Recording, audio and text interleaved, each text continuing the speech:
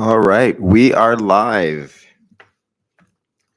Hey, we got some people joining us in the chat. It is officially Halloween. So happy Halloween, everybody. My favorite time of year. I've never, like I said, done one of these before. But I figured just for fun, I would perform, I don't know, perform is the right word. I'm just going to get the views a little bit, or the lighting a little bit better on this. Host a live stream. So welcome everybody. Looks like we got Nicholas in the chat and we've got Courtney in the chat. Welcome guys. Thank you so much for joining us. Nicholas, good evening.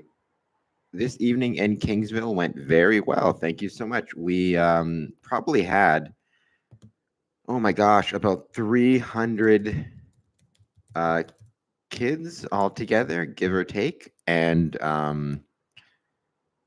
yeah, about 300 kids, maybe a little bit more. A lot of parents, a lot of people actually took the time to go through Heritage Lodge, so it was really special. Let me see, Courtney, if I can find. Looks like I need to use the mobile app. Give me 1 second. I'm going to see if I can't find the picture that you left, Courtney. I'll see if I can share that. So thank you so much for sending me that picture, by the way, on Instagram. You can follow me on Instagram at squareandcompasspromotions.ca. Let's see. Where are my messages?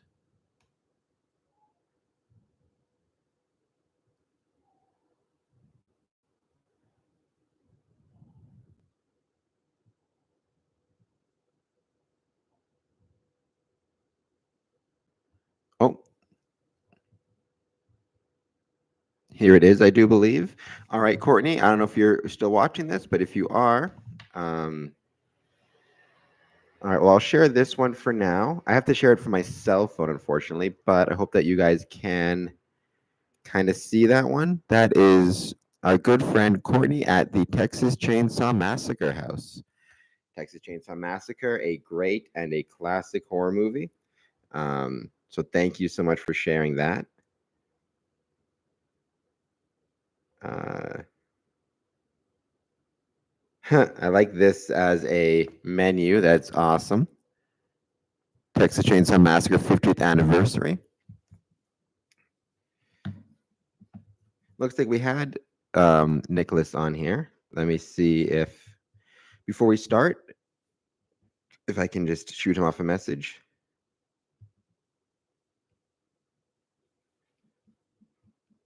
I know it's late, but what better time to watch a scary movie than at midnight?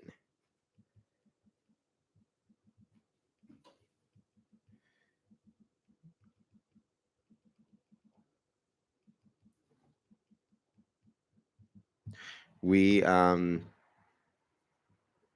Courtney, Nicholas was asking about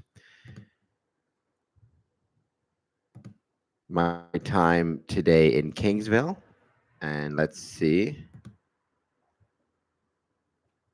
I'm going to share this screen in just 1 second. All right, let's see.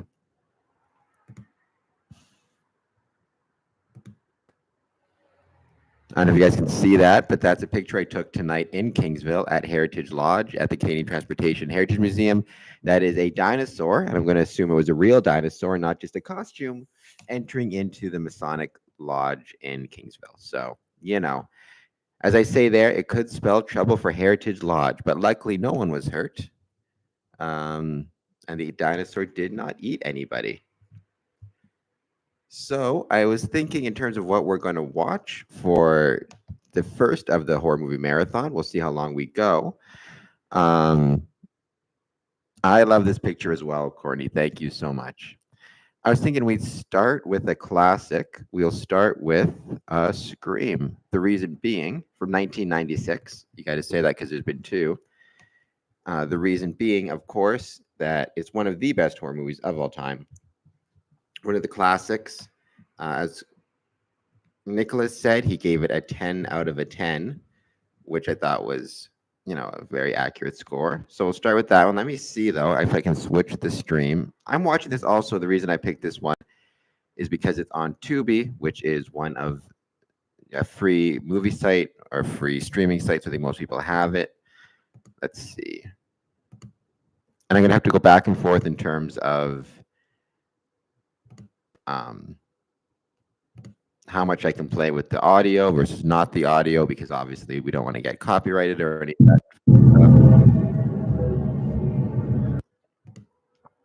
So I'm going to hit play in a second there. Let me just put it in the chat.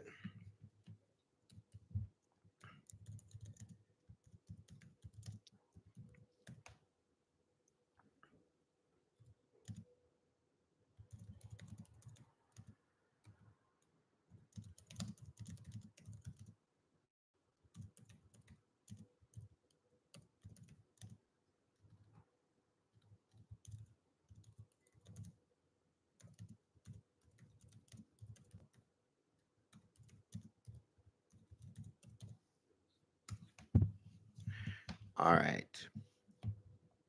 I'm not sure, Nicholas, if you're still there or not, but if you are, jump in the chat as well. So we're going to start this in 3, 2, 1, go.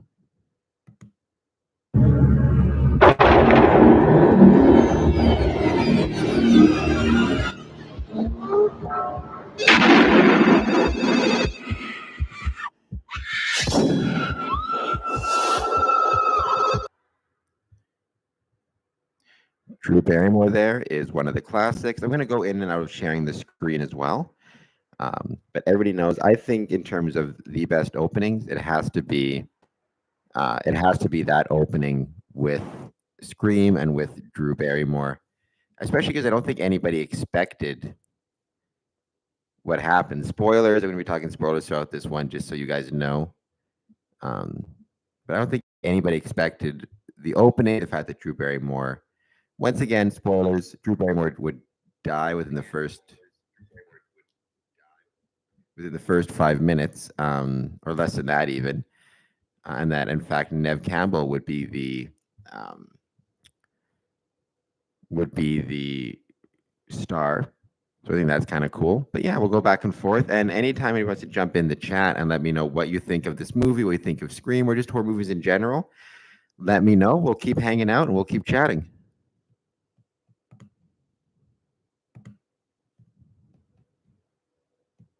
Nicholas Ramita, I have seen this movie so many times. So I know you ranked it a 10 out of 10, Nicholas. Why did you rank it a 10 out of 10? What do you think makes it a 10? Well, I'm getting ready to watch a video. Really? What? Oh, just some scary movie. You like scary movies? Uh-huh. What's your favorite scary movie? I don't know. You have to have a favorite. What? It's funny how, like,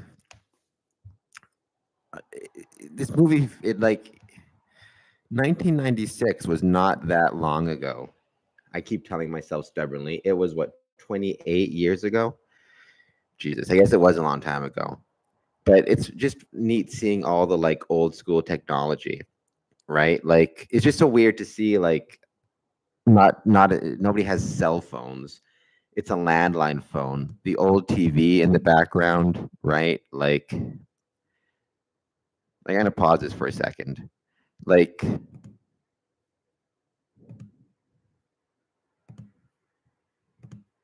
this old school TV from I don't even know from when. From like, well, the movie was 1996, right? No flat screens. She's got a landline. I think stuff like that is just so neat to see.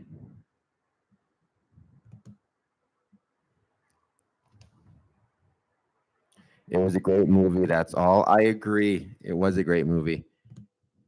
Kind of restarted the whole horror phase as well in a lot of ways, right? What did you say? I want to know who I'm talking to. That's not what you said. What do you? I always love that line there. I want to know who I'm looking at. What I said, I want to know who I'm talking to. I think that's kind of like a cool thing, just the differences there between um, that little moment of when you realize suddenly things are kind of not as they seem. And Jiffy Pop. Yes, and the Jiffy Pop. I remember Jiffy Pop. I don't know if you guys have any snacks. If you do, let me know. I've got salt and vinegar chips right here. And I've got some Coke, some pop. Figure I might need the caffeine.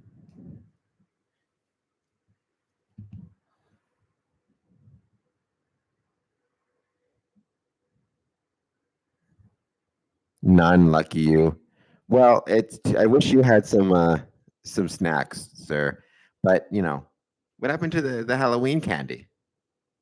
And also, I guess you're looking forward to Wednesday. I saw. I'm looking forward to seeing you on Wednesday as well. Are you watching? You have Tubi as well, right? So I hope you're watching this along with me. Um,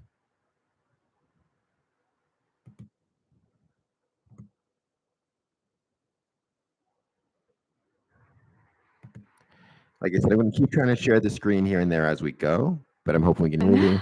I am And how 2 much? seconds away from calling the police. They'd Well- never make it in time. We're out in the middle of nowhere. Halloween candy does go by really fast, in fairness. So, oh, looks like there's a.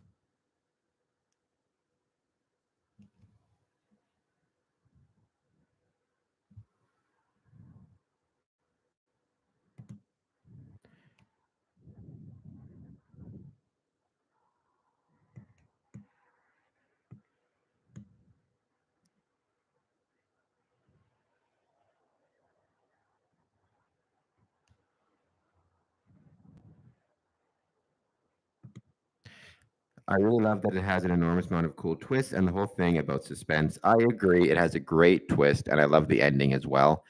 Um, and it does have a lot of suspense. It's that like who done it style of horror movie, which I really love. Right, I love the who done it slashers because there's different types. There's supernatural slashers where it's who the bad guy is right away. It's Freddy Krueger, but it's just a supernatural bad guy.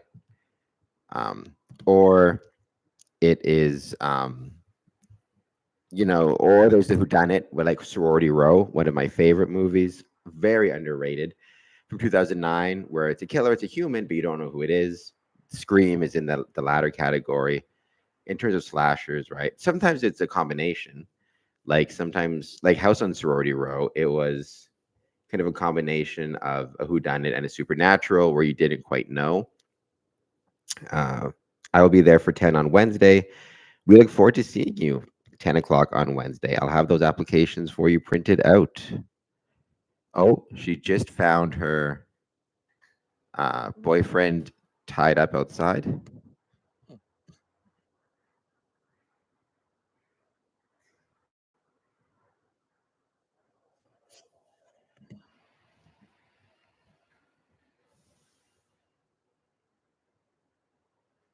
I think personally, and this is just my humble opinion, you guys can let me know what you think. I think Drew Barrymore could have been nominated for an Oscar for this opening, even though she's only in the movie. She's in the movie for like 5 minutes, if that. Yeah. And even, I'm going to pause this again, or I'm not going to pause, I'm just going to share the screen.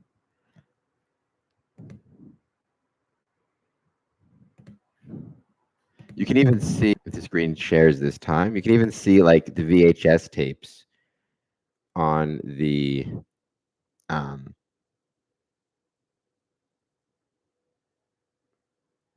the screen shares thing isn't working the rest. All right.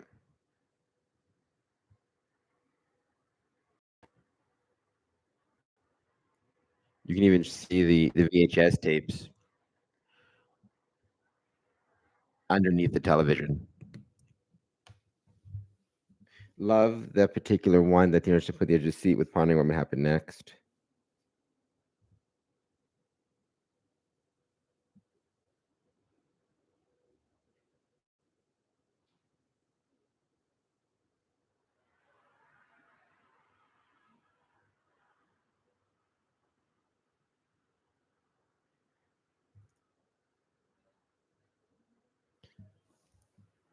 just got to. She's still speaking on the phone, right?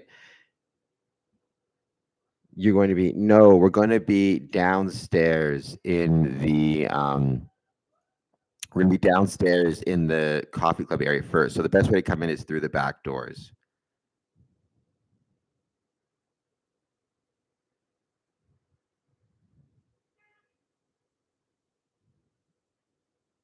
All right.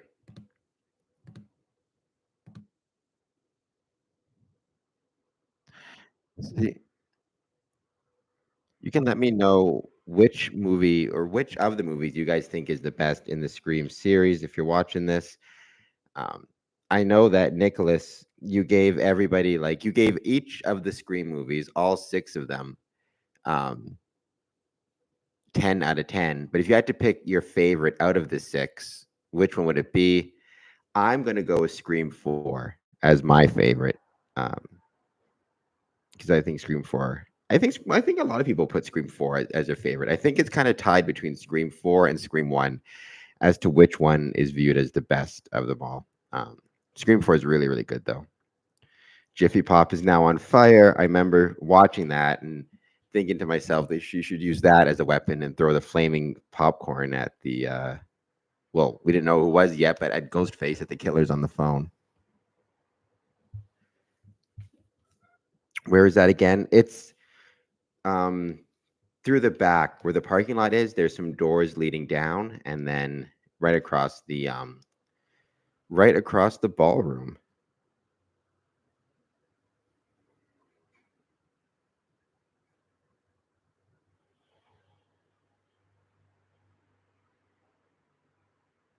But we will end up going up to the kitchen area on Wednesday after we're done with the um after we're done with the coffee club. We're going to go to the kitchen area. We're going to have some magicians performing. I love this view of like it looks like the house is almost in like a cornfield or a farm somewhere in the movie in Scream. See, I think this was the first clue as well coming up that there's actually, again, spoilers if you've never seen Scream, that there's actually two killers because the fact is these killers seem to be moving around a lot. Um, or this one killer seems to be like everywhere all at the same time. So it makes sense that there'd be two who can travel around pretty quick. So it seems as though this Ghostface is traveling around maybe faster than he is. And we are 10 minutes and 50 seconds in. And so now we have the first kill, the first of our Scream movie of our Halloween marathon, Drew Barrymore. And it's interesting because like by watching this, that it's a real person or like it's not a supernatural killer because Ghostface is kind of clumsy and, he's not super tough. Drew Barrymore's able to kick him off, while also having been stabbed and is bleeding. So that was kind of another clue, at least that the type of killer we're dealing with is a human being and not anything supernatural. And then 11:45 and the first kill is finished. The mom is going to save the Jiffy Pop.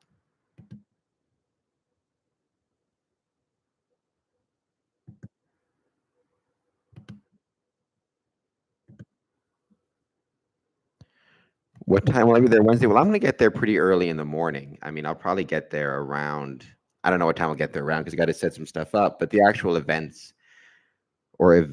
is going to start at 10 o'clock. And there'll be a fair number of people there, I'm assuming. So I hope that you will join.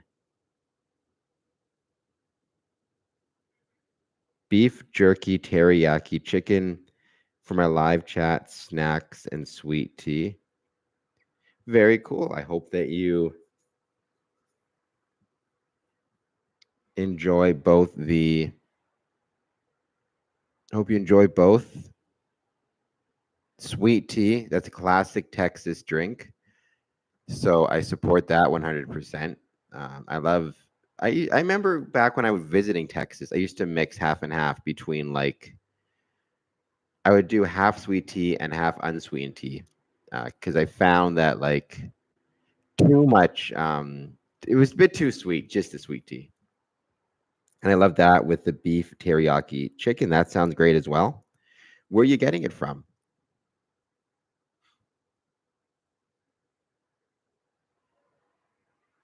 We're just in an ad break at the moment on Tubi, but that's all right. It'll start back up in a second.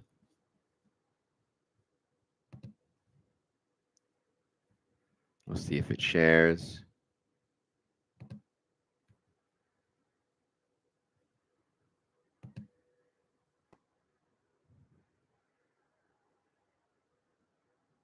See if I can share the screen for a sec, if it's going to come on.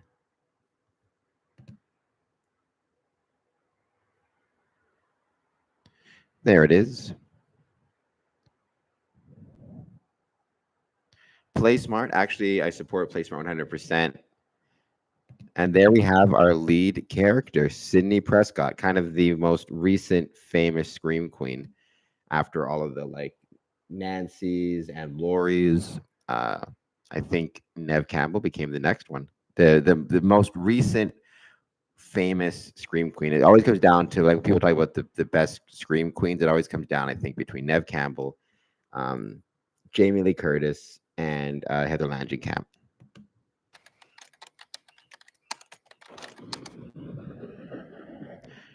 For my vote, though, I would pick Lisa Wilcox as the best Scream Queen of all time. She was in Nightmare on Elm Street 4 and Nightmare on Elm Street 5. Speaking of old school, look at that computer, right? And how old that computer even is. Just reminds you of how old everything is in this movie, and yet it doesn't feel old. You know, even all the references to like at one point they talk about one of the characters works in a video store, a video rental store, Blockbuster. Nostalgia hits pretty deep when you're watching this movie.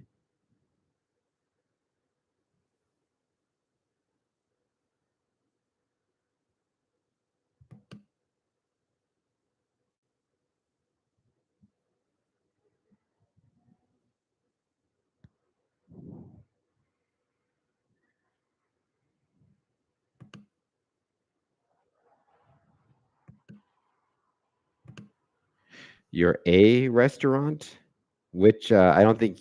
I think you mean you're at a restaurant. Which restaurant are you at?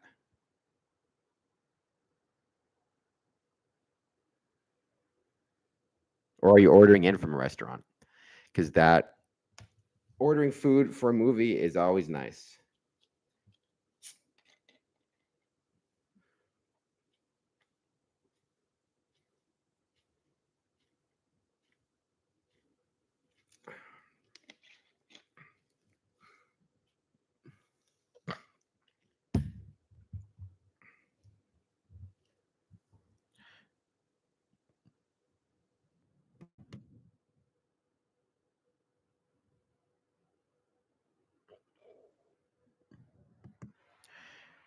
Going back to Scream, we're at the 14-minute. We're at the 15-minute mark. We're at the scene with Nev Campbell and Skeet Ulrich, where they're talking about their relationship.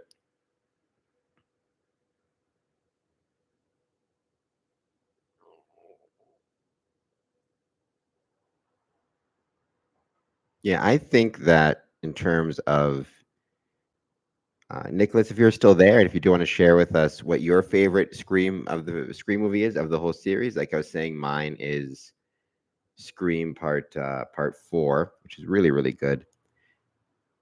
But I feel like this was no, Nicholas. It can't be all. There must be one that you. If you're stuck on a desert island, I hate that question. I know, but if you're stuck trapped on a desert island, and you can only bring one movie with you out of the Scream franchise, which one would it be, and why?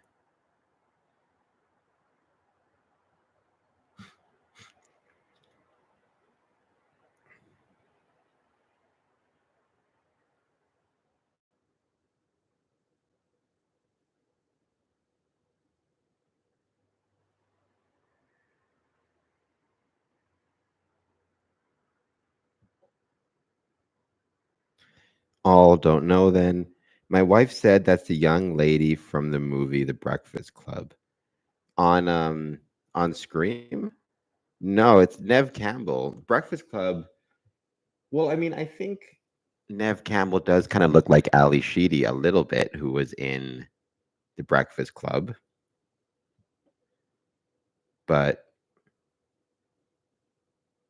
no, I'm not sure. I don't think no, I think Nev Campbell looks like Ali Sheedy, but no, because Breakfast Club came out in what, in 83? Um well, so Scream came out in 96. I think Breakfast Club came out 86 or something to that effect. So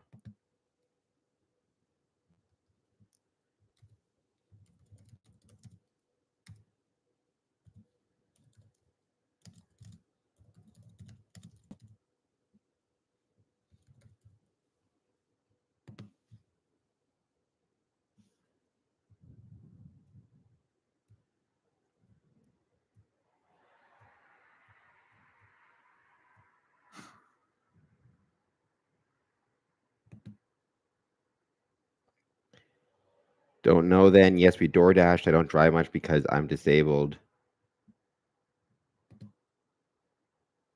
Well, there's also there's Nev Campbell in it, and there's also Rose McGowan, who I think is going to come out in a second, going to pop up, as well as Courtney Cox, Gail Weathers,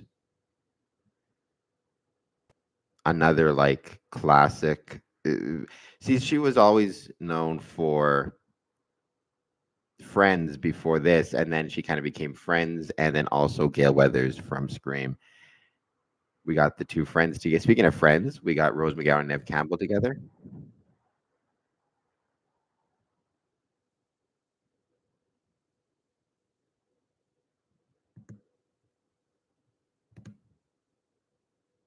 I always think of Rose McGowan as Paige Matthews from Charmed. Maybe one of my favorite movies. Or sorry, Charmed, one of my favorite TV shows of all time. It's bad. We'll give it a second, see if it pops up. I feel like it always takes a second for my screen shares to load.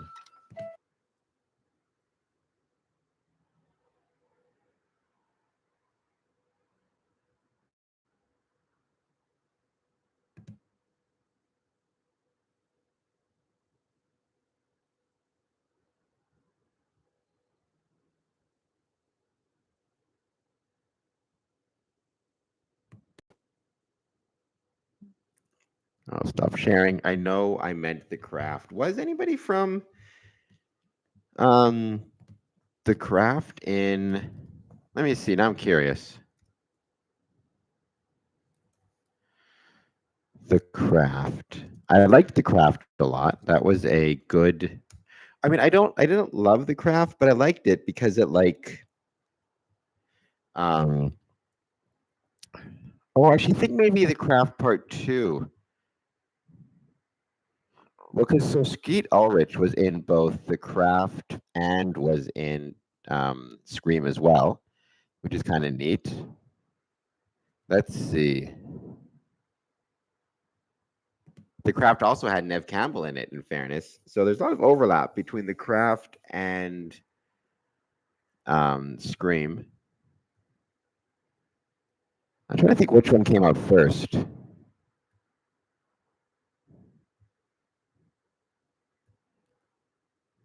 Robin Tunney, Bazooka Balak, Nev Campbell, Rachel True, Skeet Ulrich, Christine Taylor, Brecken Meyer, Helen Shaver, maybe?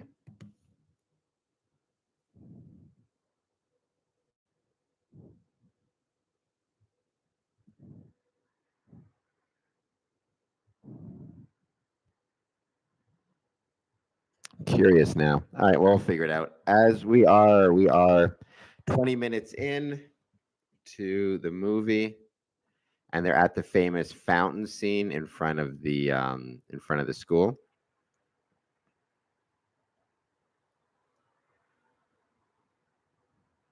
This scene is so interesting because it's one of those scenes where you like they have so many clues as to who did it, but you don't pick them up because you don't suspect anybody, you know? So I think that kind of makes it really interesting and really cool. Oh, that's the famous here, I'm just gonna pause that for 1 second because I gotta share this. This is that famous picture. I feel like it always shows up on all of the so many like Facebook posts about this movie and stuff. They kind of show this picture, shows the main cast all together, and it's a really cool picture. I always thought if it would pop up. I feel like it always takes a while for this to load, but I'm still here. Let me know if you guys can hear me.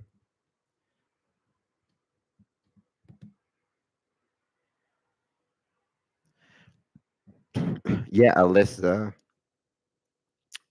There's the picture. I'm very fond of that picture. Alyssa. Well, it was Alyssa Milano. She was also in Charmed. Yeah, she was Phoebe.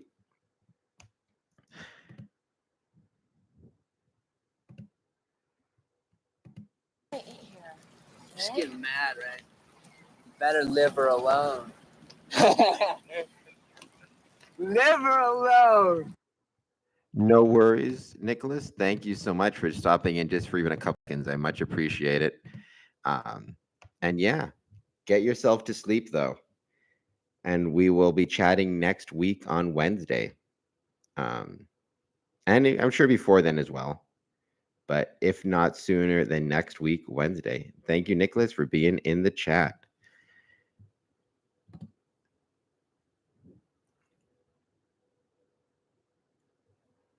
All right, 22 minutes into the movie, and Nev Campbell, Sydney Prescott, is returning home from school. Have a good night, Nicholas. If you want to leave a like and want to share this video with some other people or let other people know that it's going on, that'd be much appreciated. But if not, have a great night.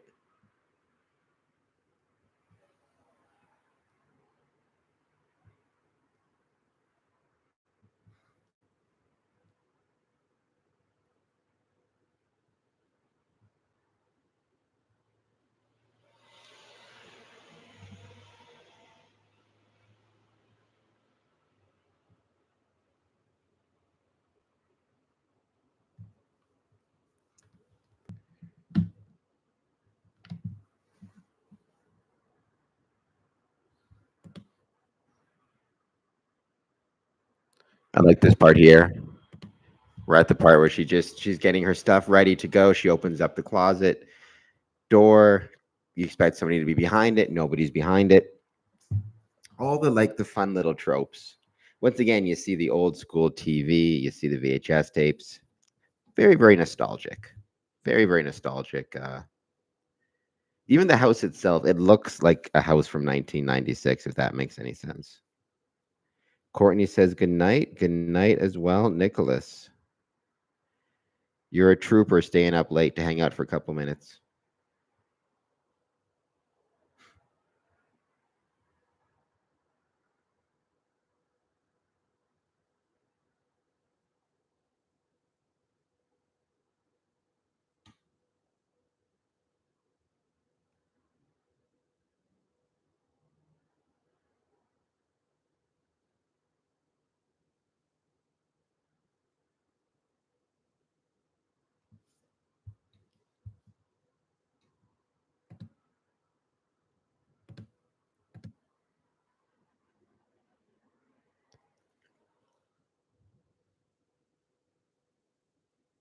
Waiting up on Rose McGowan to come get her.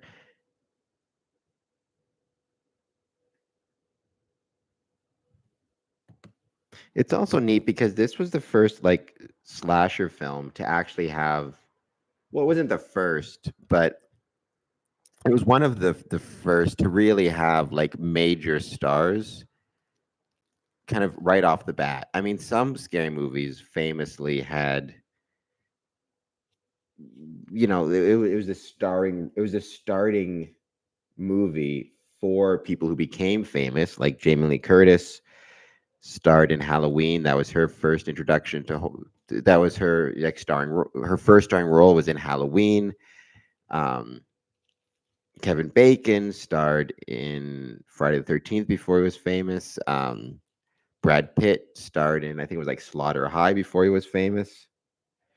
Um, but that was all kind of before they became famous. Brad Pitt also starred an episode of Freddy's Nightmares, starring Freddy Krueger, again before he was famous.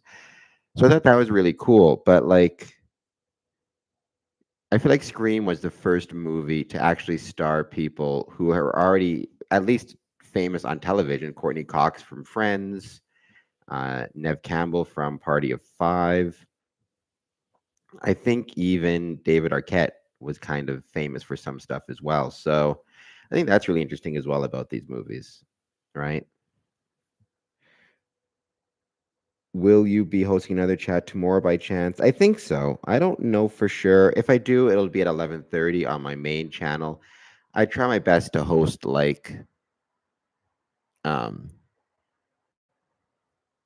I try my best to host live streams regularly, but we'll see.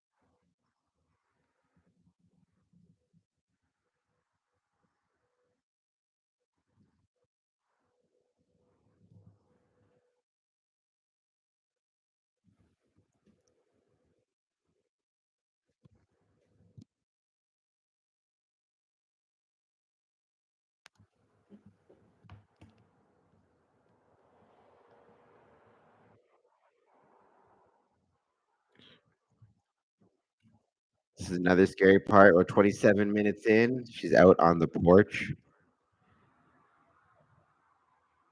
She's getting a famous scene where she runs up the stairs in a second.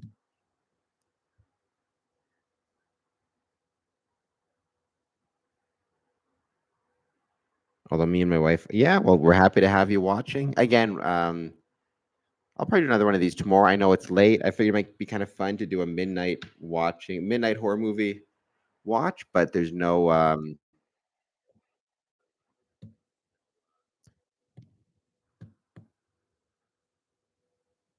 if you guys got to go to sleep, that's no trouble at all.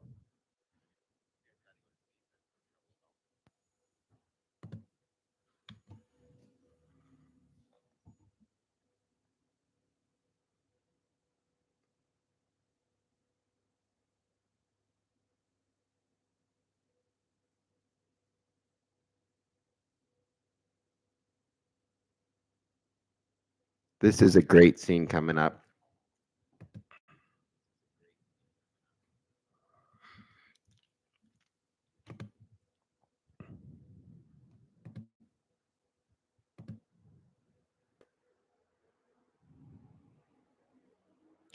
Again, this is one of those scenes where we'll see it takes a second usually for the screen to share.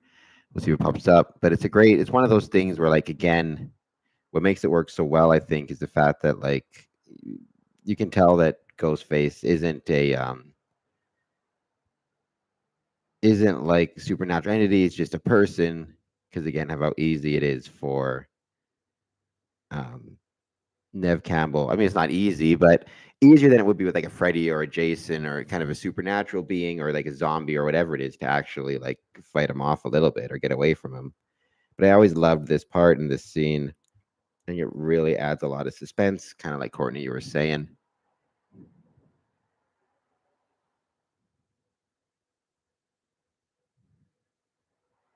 I love having you can see Ghostface in the background there. See, look at even this. Talk about like old school technology.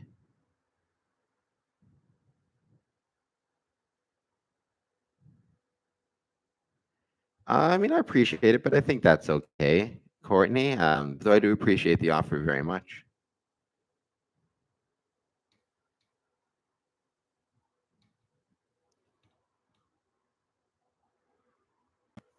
Always enjoyed that scene. I always thought it added a lot to it.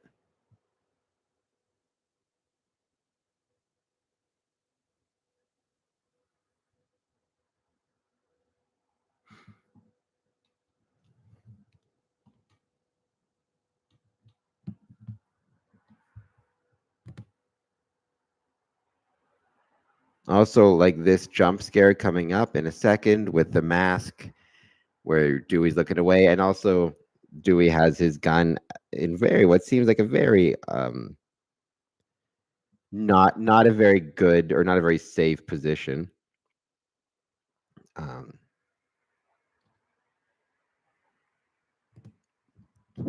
right, this is a fun red. Well, I guess it's not a red herring, but it's kind of set up that way, right? Where at first you're kind of that. Like I remember watching this movie for the first time. I forget when it was, but thinking to myself, like, well, they've arrested him at what 30 minutes into the movie, so he can't be the killer. If they arrest him that early, it's going to turn out to be a red herring, and it's going to turn out to be somebody else. The Skeet Ulrich is character, the boyfriend. So I always thought that that was like really smart on their part, having two killers and everything else. Because again, that was a really good red herring that they pulled. See if the screen is going to share in a second. It's taking a second. It always does, but we'll see if it pops up. There it is.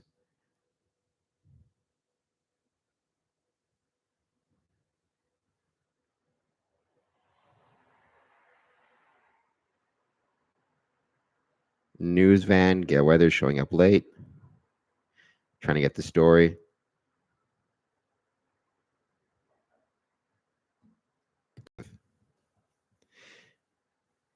Not the best video stream quality, but that's all right.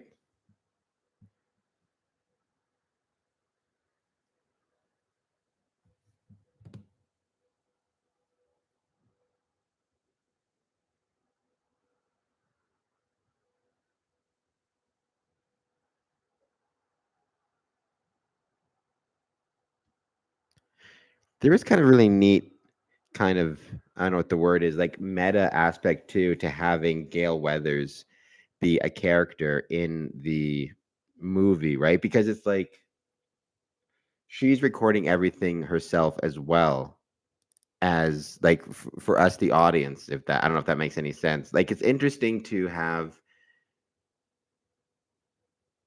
kind of the horror and the tragedy being documented or through both the eyes of like the victims or the potential victims, as well as through the eyes of like a newscaster, and what kind of that adds a kind of a different element to it, right? If that makes any sense. Because I think that it helps, it makes the movie feel like it's taking place in the real world, to have an actual killer, or not actual, to have an, it makes it feel like it's in the real world, to have an actual newscast and a news crew taking part. Because in real life you would, right? In so many of these slasher films, well, in so many slasher films, they all kind of take place over one night or like maybe two nights. And so as a result of that, you end up in this situation where if it's like a one, like if it's Halloween and it's a single night, you don't have time to get a news crew involved or anything to that effect. But if it is taking place over a few days or even a few weeks, it you would have the press involved at some point. If all these teenagers keep just dying in this town, right? People are going to notice and people are going to start to ask questions. So I don't know. I think that's kind of a cool thing and worth checking out. Makes it interesting, right? Skeet Ulrich is at the sheriff's office. I thought that too. My first time watching the show. When's the first time you saw Scream? Because it was out in '96. I know you're about my age. I think Courtney. So when was the first time you kind of watched the show or watched Scream?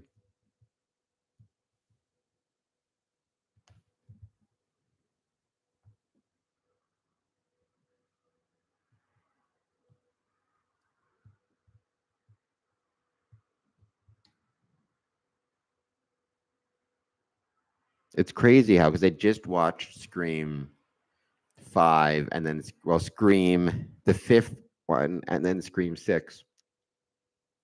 It's crazy how young everybody looks in this. Even Courtney Cox and Nev Campbell, right? How young they look in this movie as compared to in the most recent Scream and Scream 6, which is kind of cool to see, kind of the way that it's just crazy to see how young they look, how young I must have looked when I watched this movie for the first time in 96. I would have been 13 years old, 14. I think I saw it when it came out, or at least I rented it. I remember at Blockbuster, speaking of nostalgia, when it came out. So, like,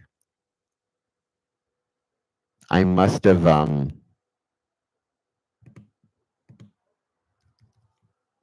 kind of, but I think that's true for all horror movies. Like all these movies, in a weird way, like you kind of grow up with the characters when they do a bunch of sequels, especially for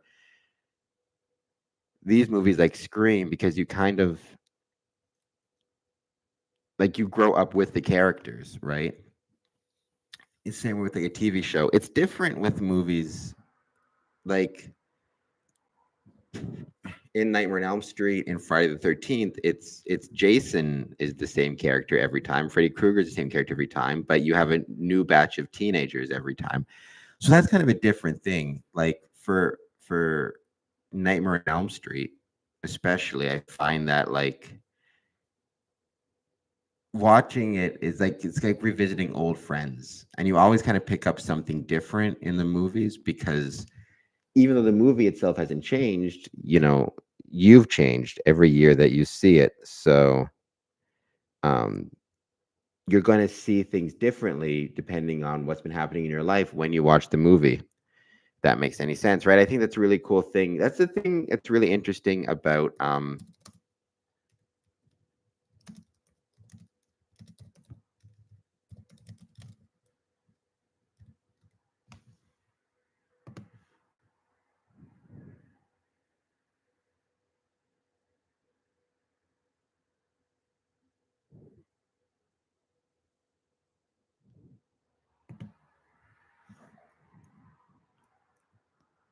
because I think that the thing about static media, and it's not just movies, though it can be movies, but it's movies, it's TV shows.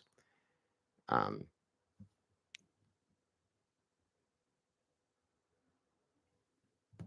it's anything. It's anything that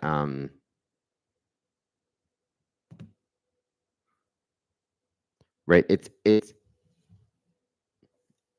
Any type of static medium. So again, saying television shows or an episode of television, a movie, a book, even though it doesn't change, it kind of does in the sense that, like I said, every time you watch it, you're going to be different. And because you're going to be different, you're going to see different things in the movie and pick up different things in the movie that you wouldn't otherwise see.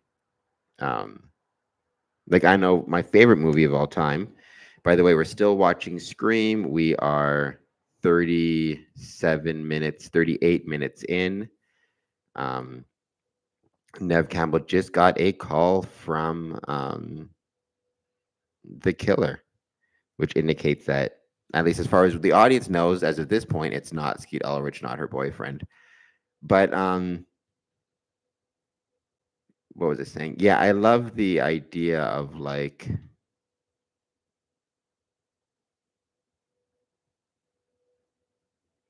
revisiting old movies. Like, for example, I've used the example of one movie. I've seen it dozens of times, hundreds of times. Probably at this point, it's got to be in the hundreds, I would think, because I've watched it so many times. Is Nightmare on Elm Street Part 5, The Dream Child, which is my favorite movie of all time, combined with number 4.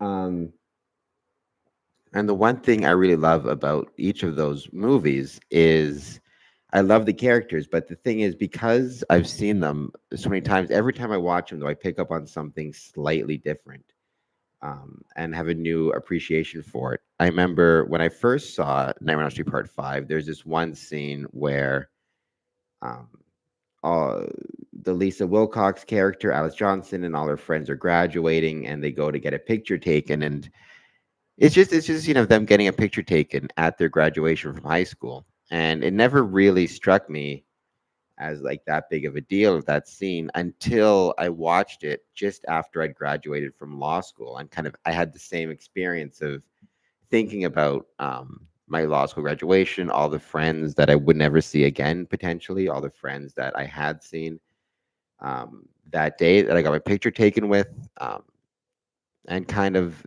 in a sense, that horror movies and scary movies, I think, can be a metaphor for growing up and losing touch with people. I think Jason is as much a metaphor for time and the way time has a tendency to um, kind of end relationships and take people out of your life. Um, One movie where they discuss that a lot, I think they discuss that really well, actually, is Forget Me Not, which is a slasher film, which is the same idea, right? It's about this idea of like the slasher film as a metaphor for the slasher film and the slasher characters being a metaphor for losing touch and all the friends that you forget along the way, which is kind of like a type of death in a certain sense, I think, of them. Um, I feel like I was going off on a tangent there. So that's just to say, with with movies that you watch over and over again, I find as you change, the movies kind of change with you, in that you pick up new things and new ideas you wouldn't otherwise see. And that kind of creates a really interesting relationship with those characters in those movies.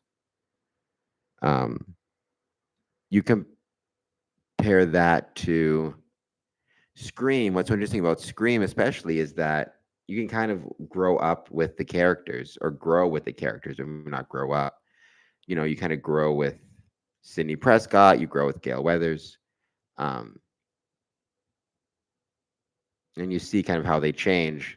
And so it is like kind of going on a journey with friends, I think. And it's so interesting about Scream, the series, right, is that you end up in a situation where it's the same. Normally, the way it works, right, is, as a rule, the the teenagers, the quote unquote disposable teenagers, that term, but it was made popular by a review. They're changing kind of movies by movie, right? Certainly in the Friday the 13th movie, that's most common, where every movie you kind of end up with a new cast of characters and a new bunch of teenagers. But you also kind of get that in Nightmare a little bit, and you get that in Halloween, you get that in kind of your usual slashers. But in Scream and the Scream franchise, it's the opposite, right? Which I think is really interesting. You have a different ghost face, a different killer every time, but you have the same kind of main three characters. Um, right, Sydney, Dewey, and Gail, um, kind of throughout, except for, which is interesting because I think one of the big debates, and it might be really interesting. Let me just see if I can get this to share on the screen. Is with the most recent movies in the Scream franchise, would it? The screen's not sharing. Would it have made sense to keep, like, what did you need to bring? Oh, there it is. Did you need to bring Nev Campbell's character back and Sydney, or could you have, especially in part 6, could you have just gone with the? I think they called themselves the Core Four. I don't know. I think it could have been really interesting. I think Nev Campbell's a great actress. I think it would have been really, really interesting to see what would have happened if you went out with like a whole new cast of characters, especially because in the Scream franchise, you have the stab movies. So you have like, I don't, you could like Ghostface the killer is like a cultural phenomenon in the Scream movies, right? So what that makes it really interesting is you could have almost a Ghostface killer anywhere, and copycat killers, and a whole new cast of characters, instead of going back to Nev Campbell kind of Nev Campbell's instead of going back to Sydney and back to Gail. I don't know though. I'm really interested. I'm looking forward to seeing Scream 7. I think it's going to be really cool. Let me know what you guys think in the chat if you are interested in watching it. Who's your favorite character? You say you love all the cast. Who is your favorite cast member of and you can even go through Scream up to Scream Part 6 if you want. That's fine too. Who's your favorite cast?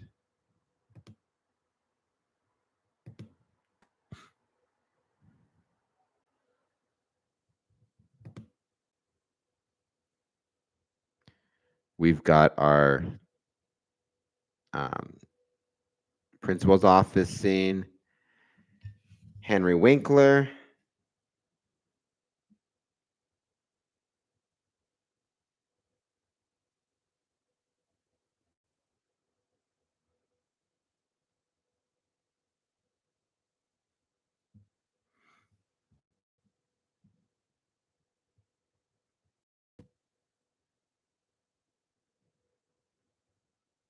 Yeah, Courtney, let me know if you've got a favorite. And don't forget, if you're just joining us, hit the like button, hit the subscribe button. I've never just saying I've never really tried any of these doing a live stream like this before. I thought it might be kind of fun. I'm enjoying it. It's good times. Um hanging out at midnight on hanging out at midnight on Halloween watching scary movies doesn't get much more fun than that. So stick around if you can. We are 45 minutes into Scream from 1996.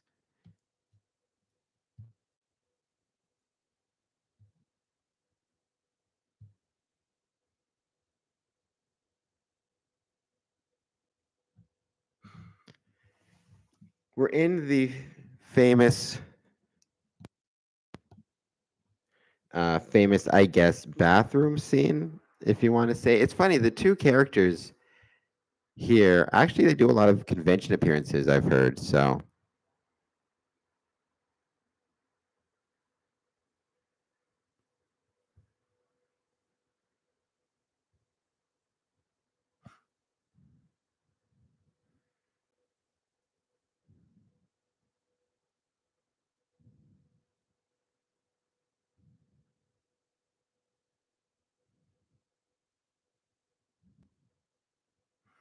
But yeah, it's funny, even though I don't think, if I had to pick like my favorite of the late 90s slashers, or late 90s even horror movies, I don't even know if Scream would probably be third.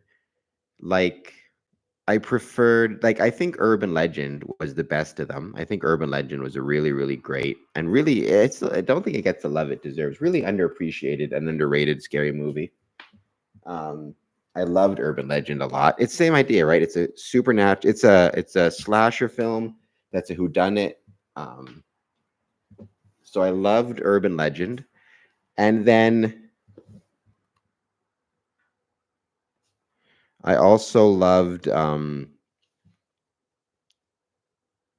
I Still Know What You Did Last Summer, which I thought was a great film as well. The sequel to I Know What You Did Last Summer, and then I probably put Scream. But even though I put Scream at number 3 in terms of my favorite slasher films, I would say from the 90s, I'd say it's the most important because without Scream being the success that it was, you would not have had um,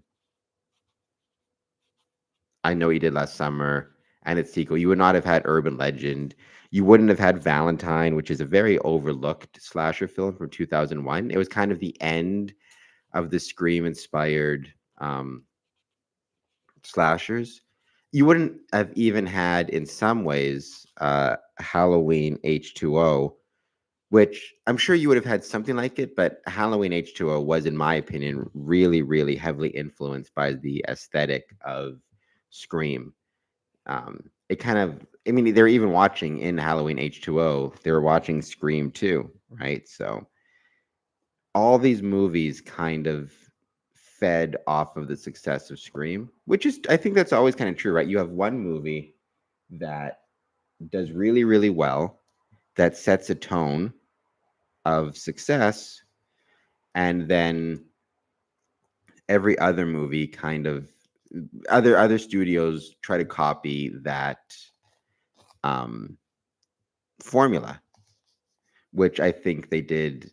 I think you saw that in 1978 when you had Halloween be so successful, which then led to Friday the 13th. It led to Nightmare on Elm Street. It led to all of the 80s boom of great, great slashers. I personally think, and I think, Courtney, you mentioned somewhere up above, 80s movies. 80s had the best like slasher films, right? In my opinion.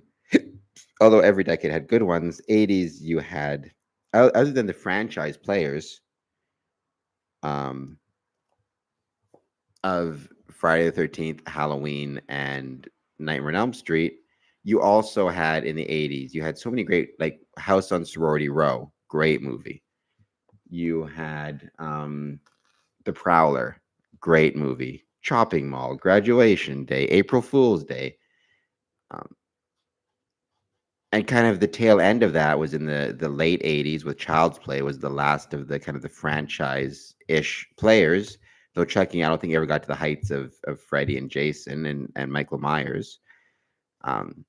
Then in the early 90s, people will always say that things got a little bit stale. I don't know if I completely agree. I think early 90s, let's say post Child's Play 3, after Child's Play 3, but before Scream, had really great, like, they had this certain aesthetic, like they looked a certain way. You could always kind of, like, I don't even know how to describe it, but they had a certain look to them, and a lot of them were direct to video. Like the Prom Nights were direct to video, but like Freddy's Dead, The Final Nightmare, Jason Goes to Hell, Halloween Part 6, The Curse of Michael Myers, the straight to video Prom Nights, and the puppet, like the Puppet Masters. They all had a certain look to them that I really like and find really nostalgic. Um, Disturbing Behavior was a great movie. I haven't seen that movie in so long. That was really, really good. Starring, I can't think of who was starring now. I can't think of her name. She was from Dawson's Creek. So, see, what's interesting, I always point this out, like, people don't realize a lot of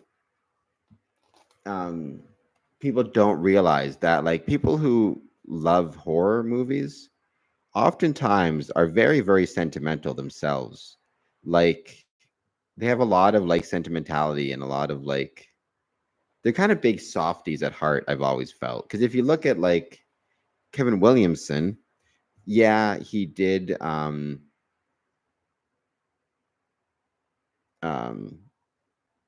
he wrote oh, here's the cameo from Wes Craven there. If you saw that at the about 52 minute 10-second mark, as one of his favorite horror's favorite characters, Freddy Krueger.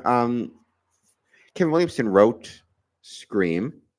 He also wrote, I know he did last summer, he also wrote Dawson's Creek, which is a famously melodramatic kind of series. Deborah Hill, who directed or who co-produced Halloween with John Carpenter, also was a producer on Adventures in Babysitting, which is like a super nostalgic film all about kind of a coming of age, kind of sweet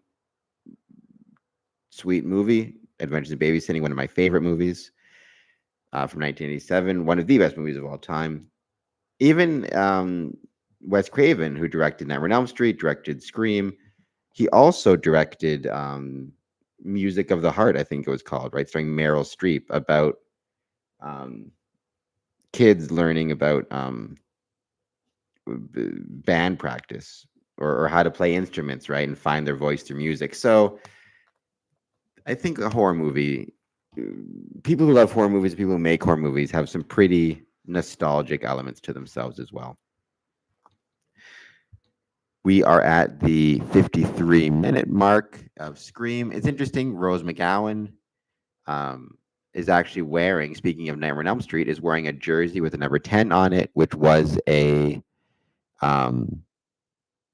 homage to Johnny Depp's character from Nightmare on Elm Street.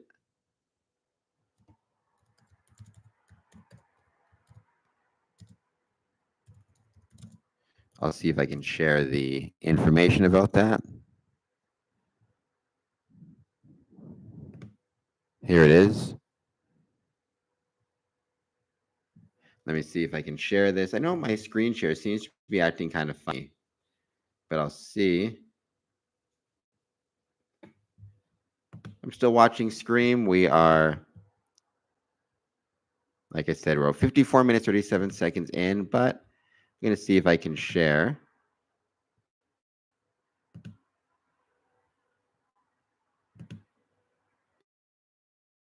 Rose McGowan is wearing her jersey with the team in honor of Johnny Depp.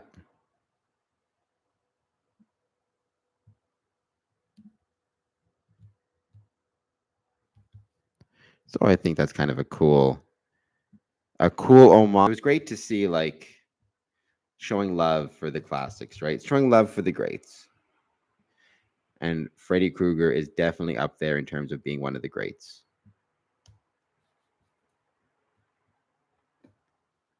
Even though I personally think, and I've said this before, what makes any horror movie great, I've always believed this, isn't like a good villain is really, really helpful in terms of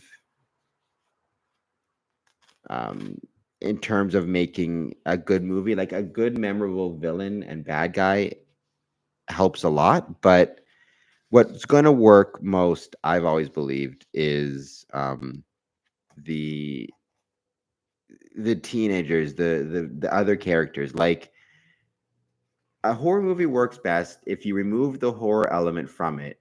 Would you still like the characters and want to hang out with them and be interested in their lives, right? So I've always believed that is certainly true of slashers. Even, like, I love the characters in Nightmare on Elm Street 4 and 5. I love the Lisa Wilcox character. I love all the friend characters. So I'd want to see a movie about them even without Freddy Krueger. And I would love to see a movie about Nev Campbell, Sidney Prescott, and her friend, even without Ghostface, right? I think that's what makes the best movies, horror movies, is when you can remove the horror element and still interesting.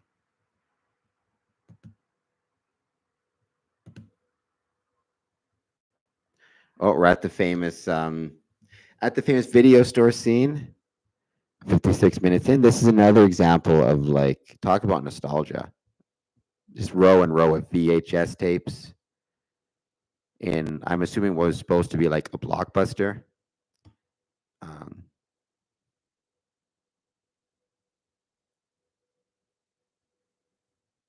A lot of, like, so yeah, I think that's kind of really cool. Wes Craven has the best movies of all time. Well, he has my favorites movies of all time. So I don't know. Best maybe is a little bit, who knows, a little bit subjective, but I agree, Courtney. I mean, he's got Nightmare on Elm Street, which started it all, in my opinion, right? And started, without Nightmare on Elm Street, there'd be no Nightmare on Elm Street 4 and no Nightmare on Elm Street 5, which are my two favorite movies of all time. So I got to give him props for that. But he did Red Eye, he did Scream and Scream 2 and Scream 3 and Scream 4.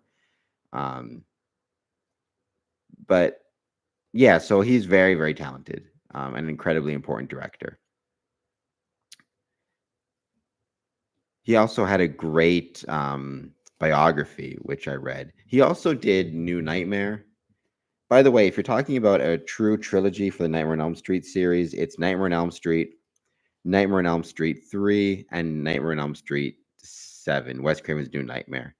that is a trilogy which has a beautiful ending for both the characters of Nancy Thompson and Freddy Krueger, and for the actors of Robert Englund and Heather Langenkamp, and even a kind of a neat ending for Wes Craven. So I think when you're trying to create, because I saw a video where they're talking about like what is the true Nightmare on Elm Street trilogy, and I would have to say it is, if you had to pick a trilogy of movies that kind of tell a complete story, it would be Nightmare on Elm Street, Nightmare on Elm Street Part 3, and Nightmare and Wes Craven's New Nightmare. I forgot about this scene. They're in the store picking up supplies for the party tonight.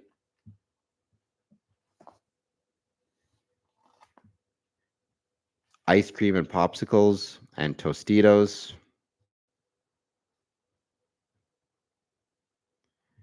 You got Ghostface in the store, which I always found was kind of funny because like nobody notices you got like the killer in the store. I love the Ghostface mask. Yeah, it's iconic, right? And what makes it so, it's funny because like it's weird to see that. I once read somewhere that like in the Scream movies, it's one of the few times where a mask is being used correctly.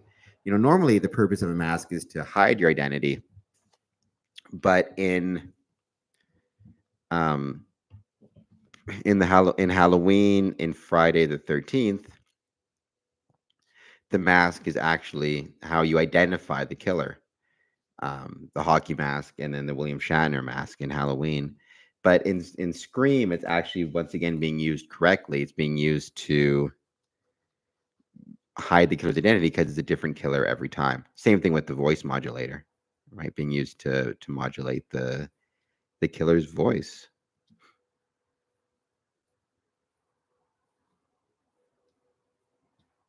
We are about an hour in to this movie. Yeah, an hour and 10 minutes or so. We started this at 12:01. Thank you, everybody who joined us. Nicholas, thank you for joining us. Courtney, thank you for being here. The other thing about Scream that's so neat is it kind of, aside from it was kind of, in some ways, the last iconic slasher. So it gave us the last, or the most recent, I should say, the most recent iconic slasher, Final Girl, in Sidney Prescott. The most recent iconic slasher villain in Ghostface, the most recent iconic slasher mask in the Ghostface mask, but even the most recent iconic slasher location, right? Like Halloween is in Haddonsfield and in Smith Grove Sanitarium. Nightmare on Elm Street takes place in Springwood and Weston Hills. Friday the 13th takes place in Camp Crystal Lake. So it's all these kind of like small towns. My Bloody Valentine, at least the most recent, 2009, takes place in Harmony. Prowler takes place in Avalon Bay. Scream takes place in Woodsboro. So I think that is really interesting. Like Woodsboro also became kind of like an iconic horror movie setting and an iconic horror movie location, which I thought was really cool as well.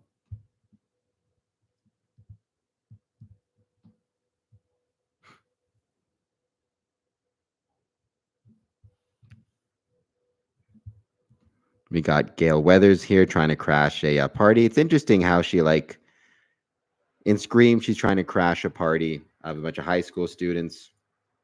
And then all over again in Scream 4, my favorite, she's trying to crash a whole other Scream high school holiday party. So I thought that's kind of cool.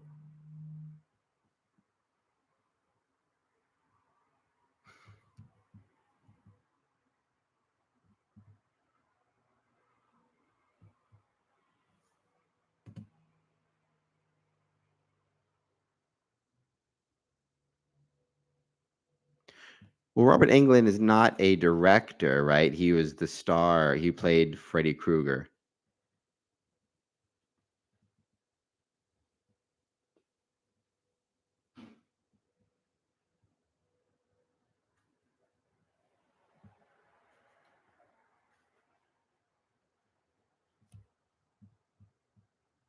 But he's supposedly an incredibly friendly guy. I heard a story once. I don't know if it's true or not, but I believe it's true. No, actually, it is true because I read it in Wes Craven told it, where I guess a kid had seen a Nightmare on Elm Street movie or part of a Nightmare on Elm Street movie, and it gave him nightmares. So what Robert Englund did is he actually took a video of himself applying, or not himself, but he took a video of a makeup artist applying the Freddy Krueger makeup to him, so that the child who got scared could see that he could see the makeup process and could see um that it was all Hollywood and all make believe and just meant to be fun and enjoyable, and as a result the kid stopped having nightmares and was no longer scared. So I think that's kind of a cool little story about him and makes him seem like a really, really cool dude. um more at the 1 hour and 3 minute mark, 1 hour 4 minute mark, more technology from the 90s. You see a bunch of VHS tapes. So an old school looking garage.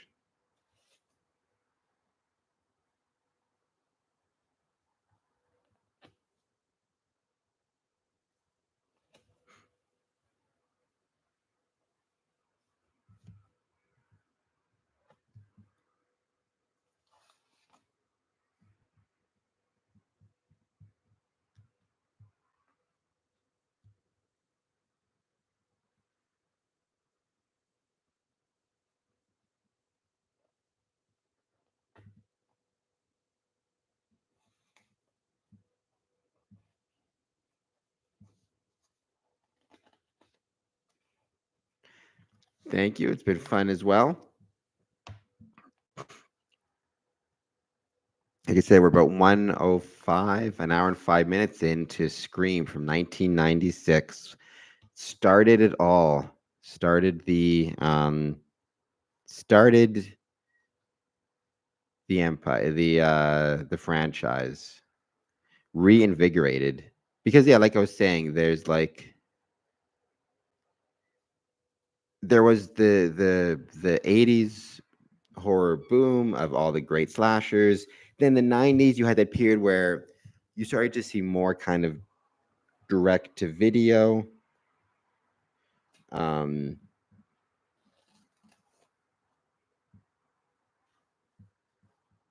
but it's still great. Like I said, the early 90s had their own kind of feel to them of the type of slashers. A lot of great ones going direct to video. Then in 95, 96, with the release of Scream, you kind of reinvigorated. You had a whole new batch of these high budget, really well made, well produced horror movies. Scream, I know we did last summer, Urban Legend, going all the way to, oof, I love that shot there. You guys are watching along with me at the 1 hour, 6 minute, 40 seconds. Ghostface Killer runs at Rose McGowan. Rose McGowan opens up the freezer door, and he basically falls right on his ass after he gets hit in the head. It's a great shot, and it goes again to this idea of like this is a human killer, right? As the whodunit aspect. It's like a human killer, not supernatural. 1,000 Maniacs. Google it. I will. Did Robert Englund direct that movie? Let's see. I've heard of it. I don't think he directed it though. Like he could have. 1,000 Maniacs.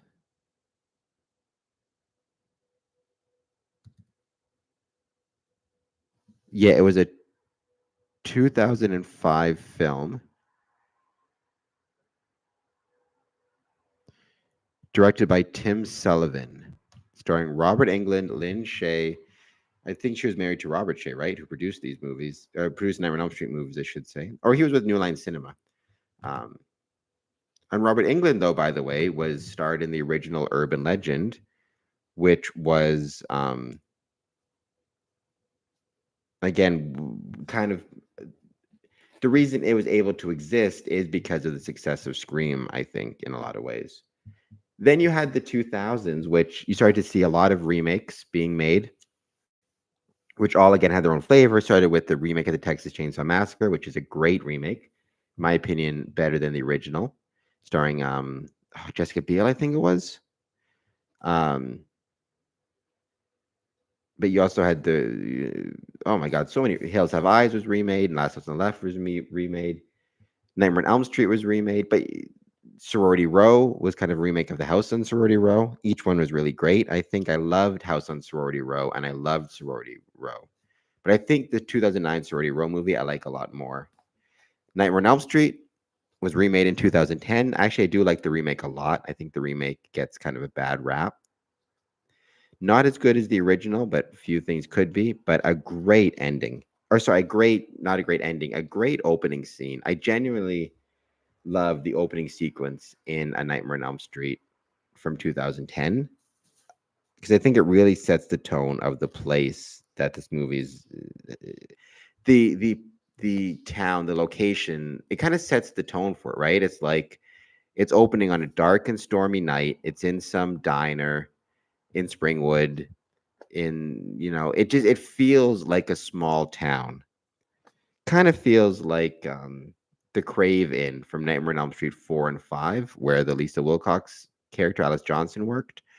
Again, and because you have Nancy working there, and it's a rainy night, and it's a stormy night, and it's small town, 24-hour diner. It feels like you understand where you are and the type of American town you're looking at. So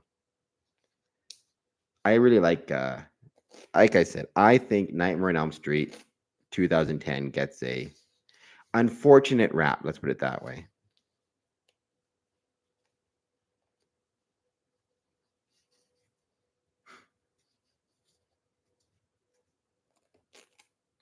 We're at the heartfelt scene with Nev Campbell and Skeet Ulrich.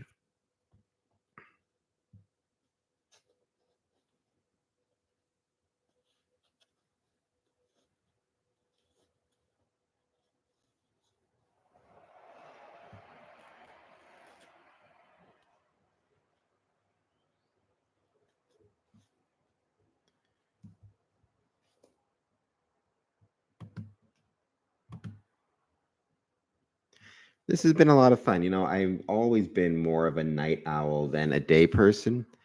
Um, I don't mind like 6 o'clock in the morning, but I'd rather kind of wake up and move into it, if that makes sense, as opposed to the other way around.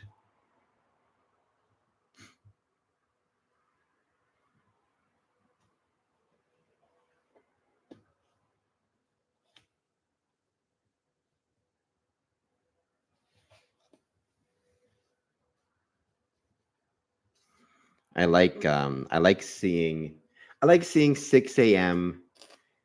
from behind it, not being in front of it.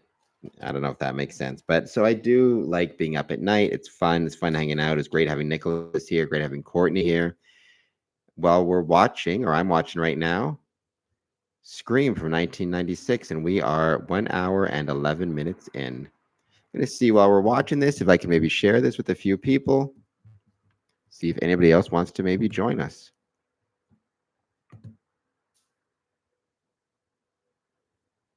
Natty Knox. Let me see. I'll do a quick Google search of that.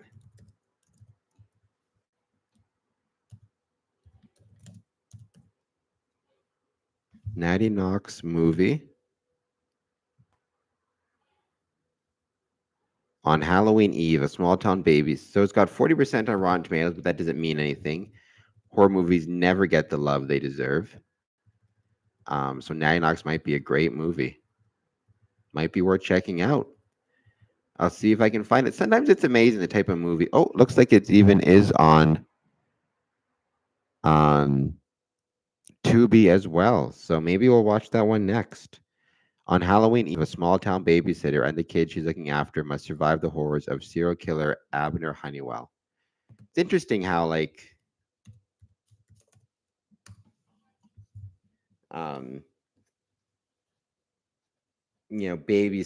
babysitting is such a rife field for horror stories and urban legends, right? Like Stranger in the House, When a Stranger Calls, which was also a remake. Um, Obviously Halloween. Like, I guess it makes sense because it's kind of like being a babysitter. It's kind of like your first test of responsibility as a teenager, right? So there is something kind of naturally um it's easy to understand why it would become like right for a lot of fears and anxieties because it's the first time you're kind of responsible as a teenager for somebody beyond yourself, and you have to protect somebody else who's kind of younger and can't protect themselves, and so it makes sense there'd be a lot of anxiety attached to that because horror movies ultimately I think are explorations of the anxieties that we all face um, in different ways, right? That's why so many of them take place at these big life moments like graduating high school, graduating college, or summer during high school, or these moments when you're kind of in between being a child and an adult or moving on to these next stages in your life and the anxiety that is associated with that. And I think in many cases horror movies are representations of that anxiety.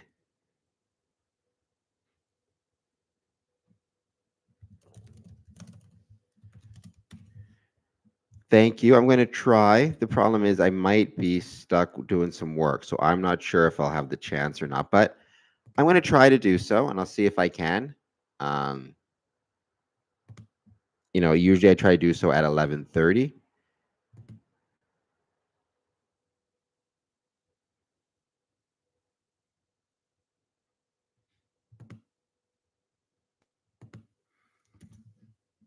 But I know I'm also going to have probably a lot of I got a whole bunch of stuff to do because I got to get ready for um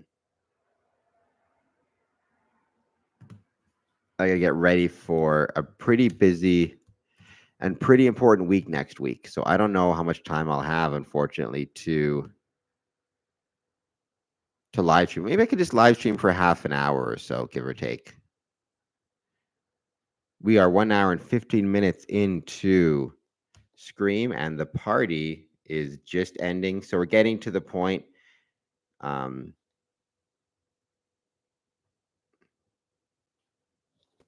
we're going to get to the point where they're talking about things like the rules and all that fun stuff, which is a classic scene.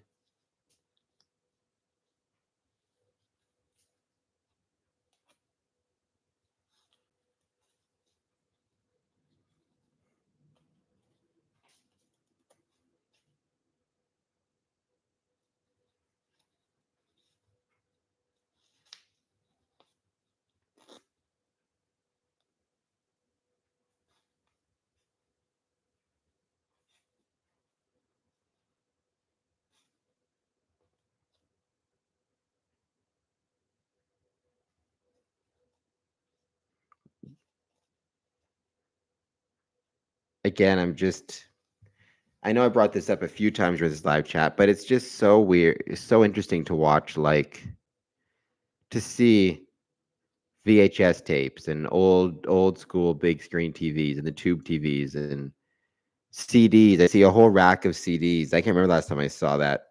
It's really interesting to watch.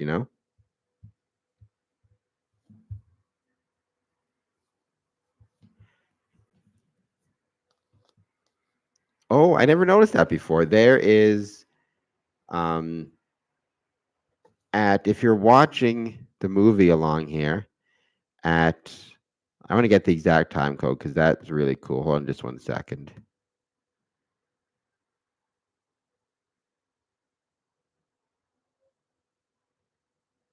At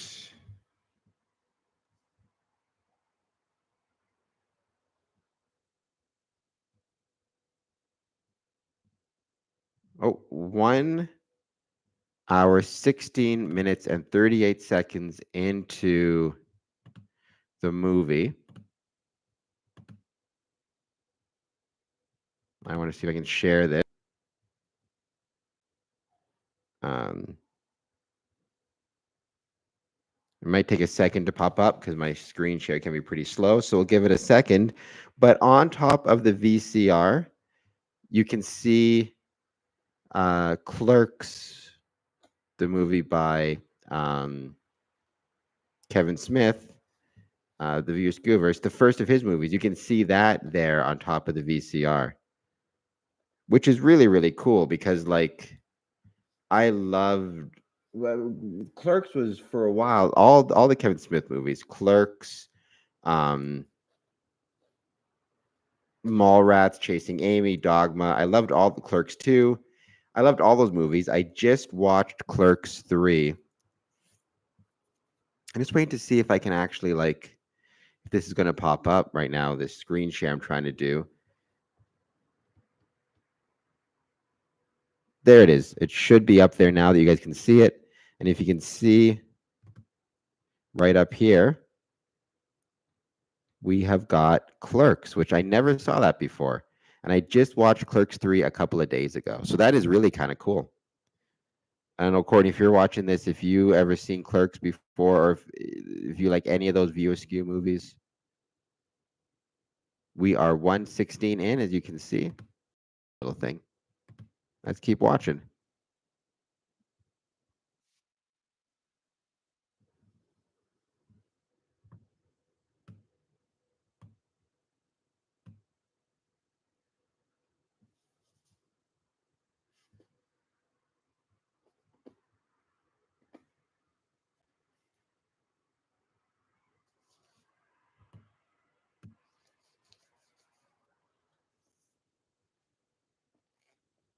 I'm an old soul. I miss the VHS too. There's something, it's like you never know what you got till it's gone. There's something super nostalgic about like VHS and VHS tapes. I heard, I don't know if it's true or not, but I'm thinking it might be, as like a promotional thing, they're releasing Alien Romulus on VHS.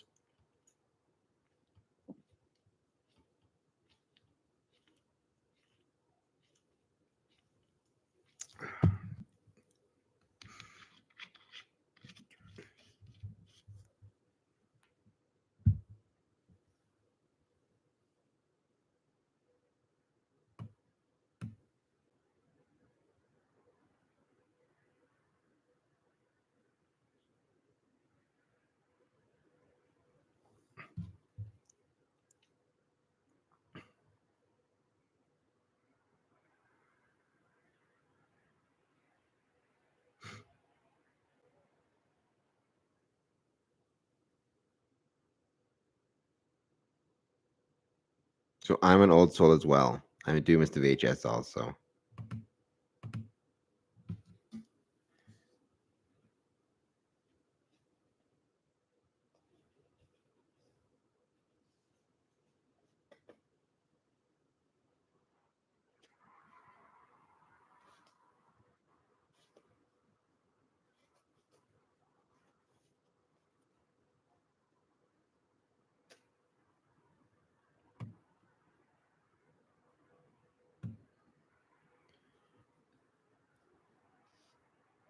As they discussed, though, that might be, they just found Sidney Prescott's father's car, but as we know, that might very well be a red herring. We'll have to wait and see. Not to give away spoilers.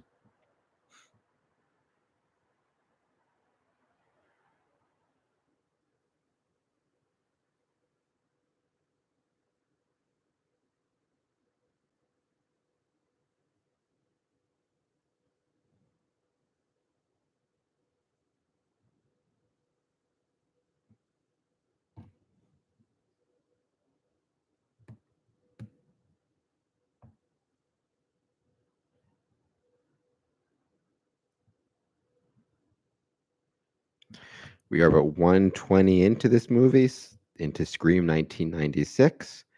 Maybe we'll see about doing one more of these, because I do love Midnight's. This makes me think, being up this late always makes me think of this song Coffee at Midnight, which I love. I first heard the song Coffee at Midnight in Texas, but if you get the chance, you should go onto YouTube and look up Coffee at Midnight. Well, I mean, stay here for now, but let's see.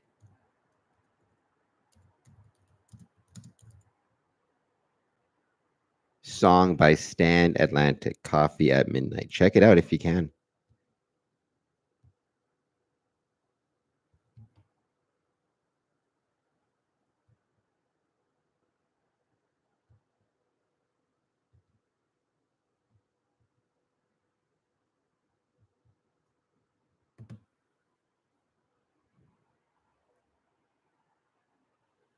Again, the red herring. Skeet Ulrich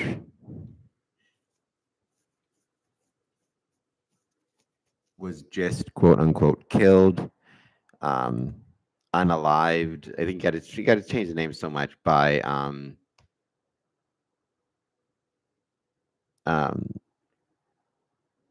Ghostface, or so we think, but we shall find out differently.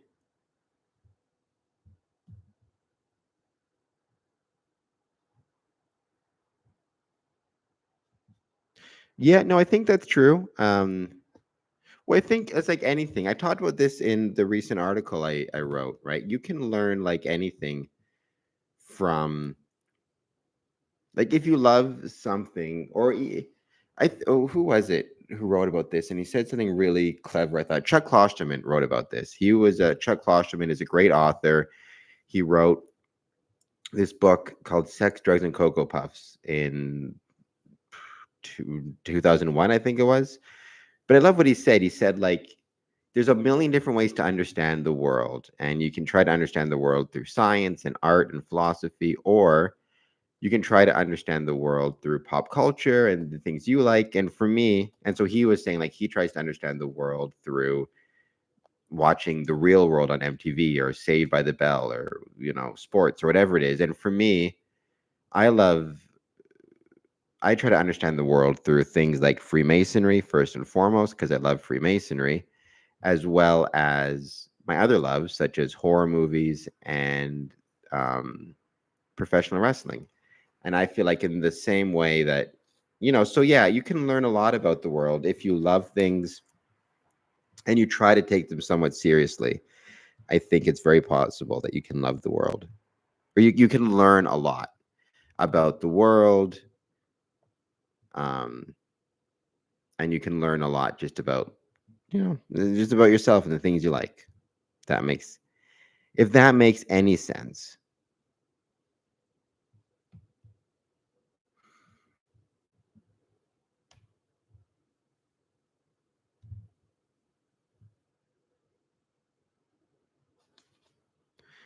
But I hope that you guys are enjoying watching this. If you're just jumping on, hit the like button, subscribe button.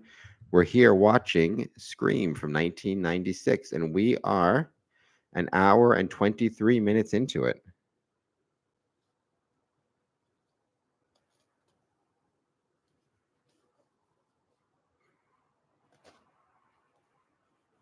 This is a fun little trick where I don't know if you guys remember this movie before, but we learned that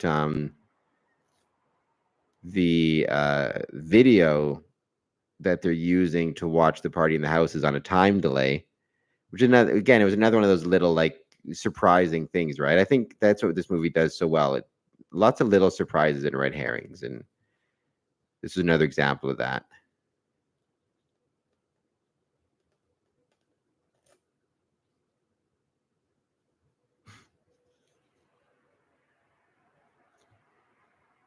I like that little part there at 1:24 minutes where Ghostface is chasing Sydney and she gets away, and Ghostface kind of bangs his hand on the ground in, like, frustration.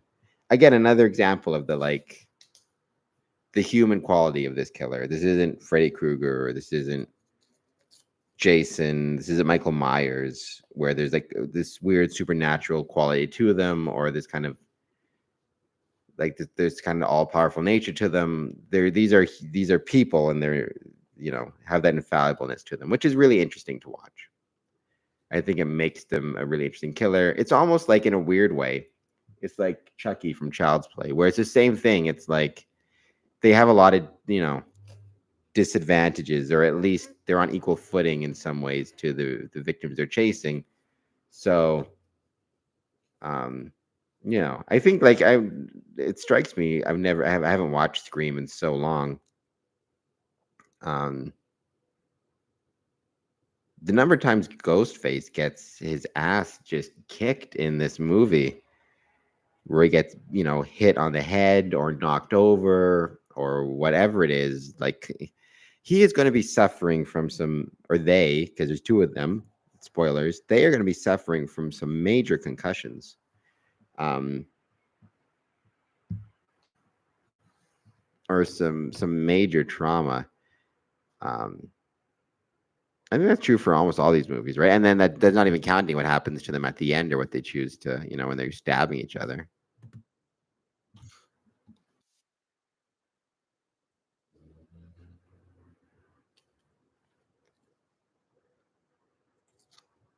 Although speaking of, Jamie Kennedy just got hit in the head with a phone.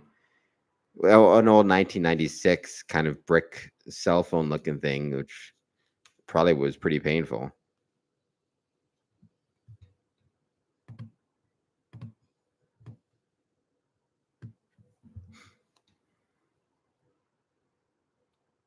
And Gail Weathers just discovered her cameraman on the roof of the van.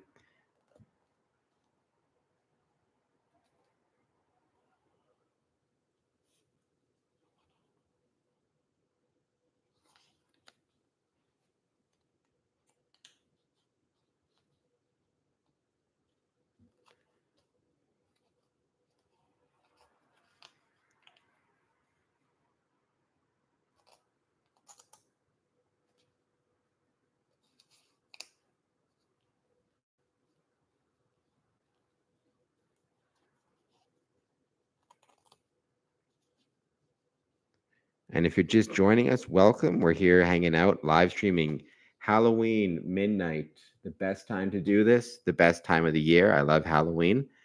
Um, Watching right now Scream. We are 1 hour, 27 minutes, and 28 seconds in. So jump in the chat, say hello, let us know what you want to talk about. We're just chat, hang out, enjoy being scared together, enjoy watching Scream, which is the classic. Cindy just got in the car only to find out, the Woodsboro police car, only to find out that there are no keys in there.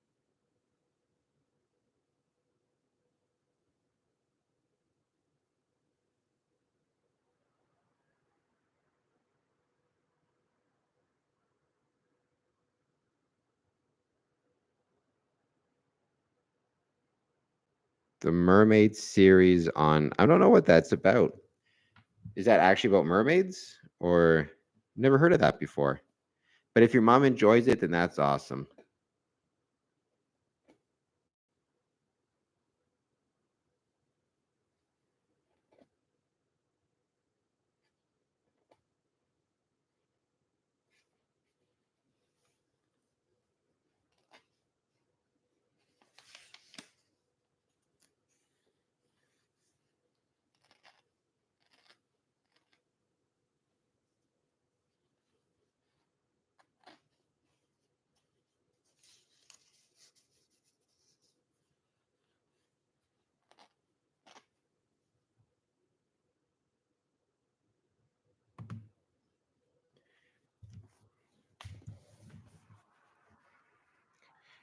This was at the time when you had the two possible killers, right? You had Matthew Lillard and Jamie Kennedy. We're thinking it was either of them.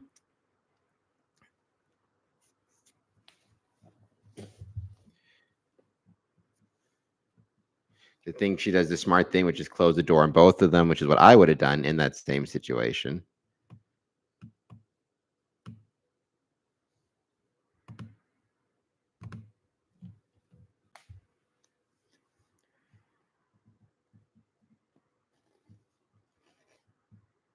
I remember during the pandemic, you used to be able to do this on Facebook. I remember once watching hanging out at the Masonic Temple, and I can't remember the name, but they did a whole Facebook watch party where we watched all of the Nightmare on Elm Street from 1 through, I think it was 6. So it was like an all night thing. It was so much fun. There's about 10 people on the chat or something watching it. I miss those. Those were good times. Happy Masonic, happy Halloween to you as well, good sir.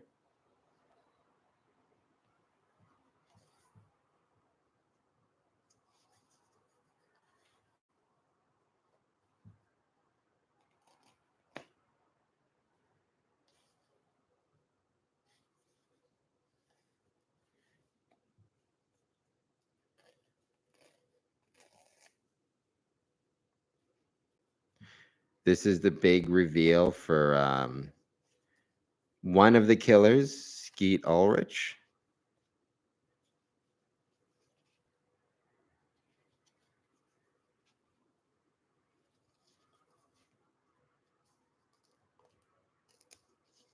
I keep hearing, because they just discovered Stu, I keep hearing that like Stu's supposedly still alive and is gonna come back at some point. But like I don't see how. I think that would have come up in 2, 3, 4, 5, or 6. That, that Stu Macker would be alive somewhere, or would have like escaped from like it would come up, I would think, at some point. Do you know what I mean? I find it surprising that it wouldn't.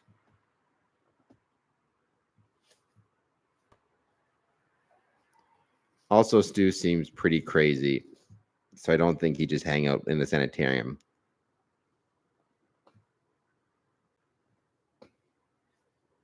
Oh, the Mako Mermaid series. What's the Mako Mermaid series?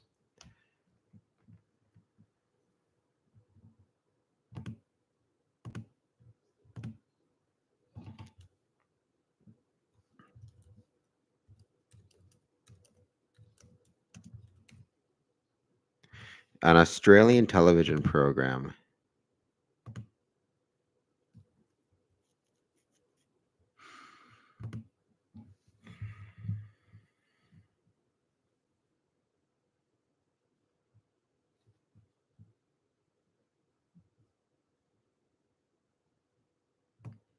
I think it's kind of popular.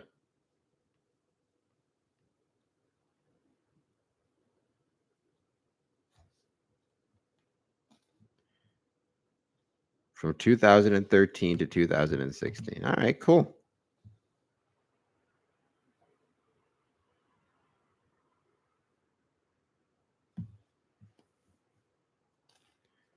We are an hour and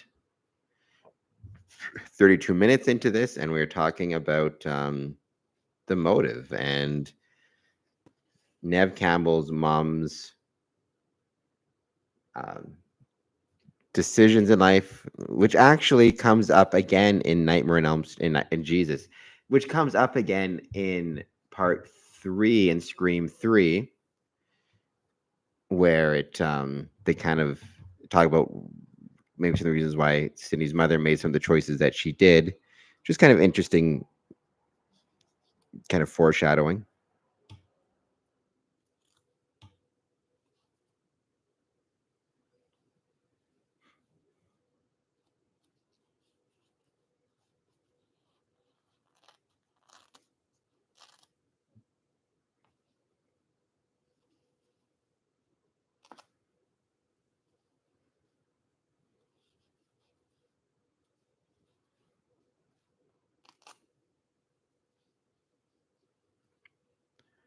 The reveal of the dad who was tied up in the closet, as Jamie Kennedy's character noticed or said would happen.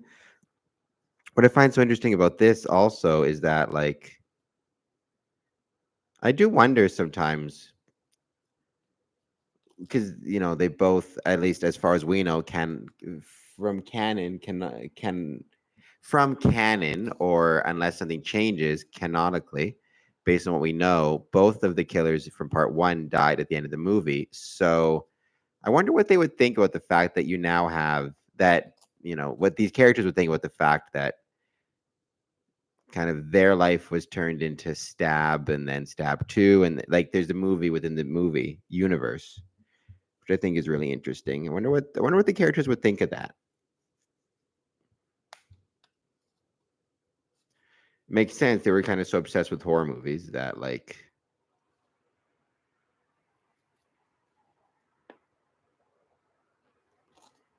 they would expect it to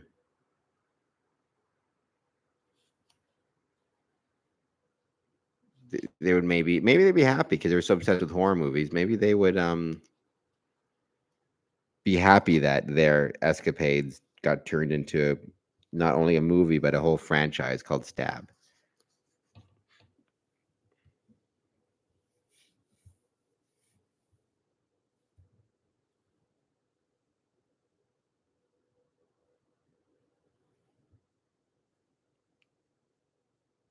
So they do bring up you got to have a sequel.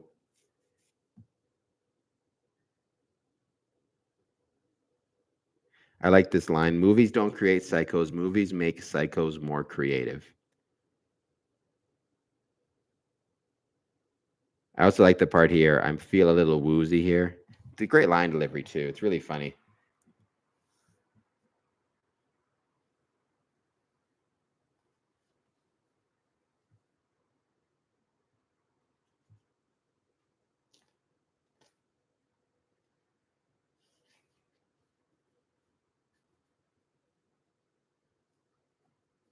Yeah, mermaids are kind of interesting as like legends, right? They've been in a lot of interesting movies and stuff. They were in what was it? They were in uh a Pirates of the Caribbean movie. They were in, I think, Aquaman and stuff. Just aquatic creatures in general are kind of, Loch Ness monsters, and there's kind of this whole idea of like a whole other world under the sea and what's under there. I think is really interesting.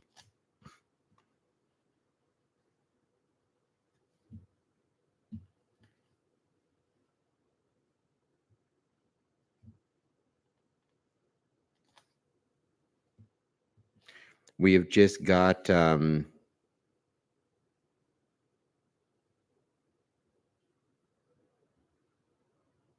Gail Weathers attempting to save the day, only to find out she couldn't shoot the gun. I think the safety was on, if I recall correctly, as I'm watching this.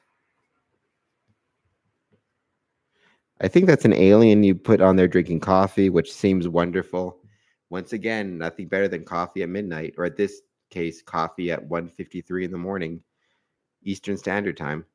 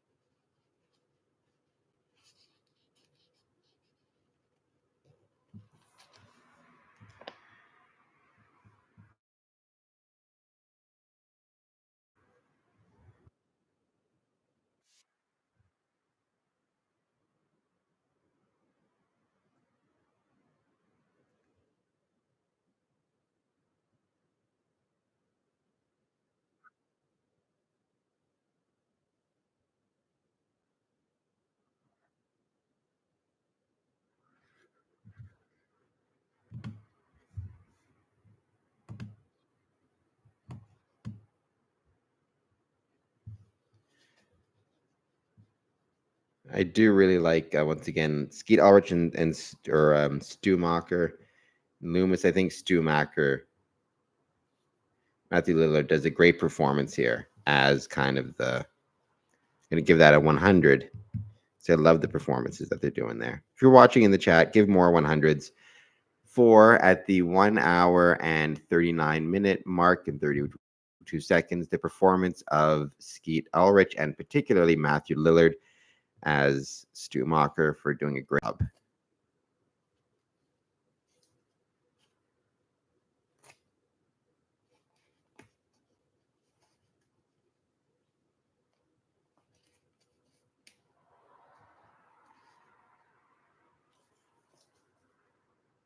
Through the closet goes, I believe that is Sydney dressed up as Ghostface, right? Yeah.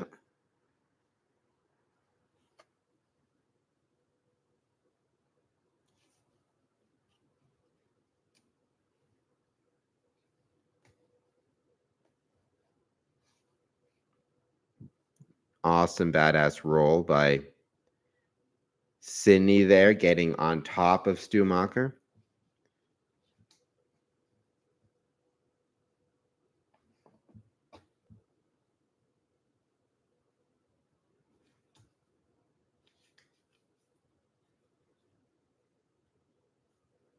And this is the old school television set from the 90s, the big, no flat screens here, getting dropped on Stu's head.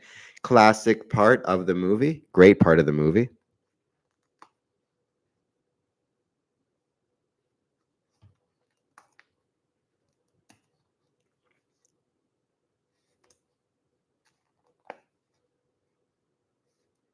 Randy is not dead. Randy is back. And so is Skeet Ulrich.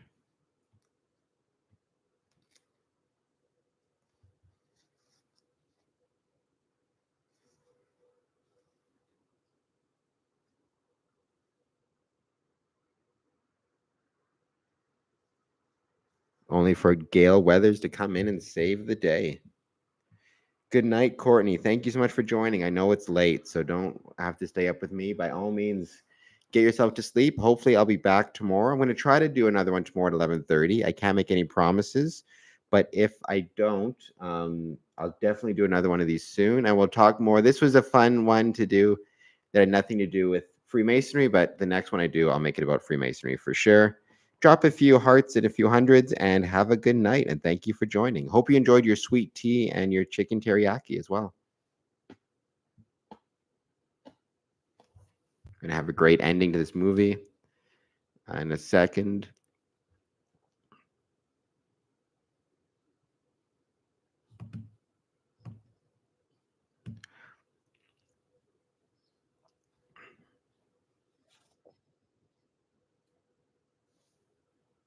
Not in my movie.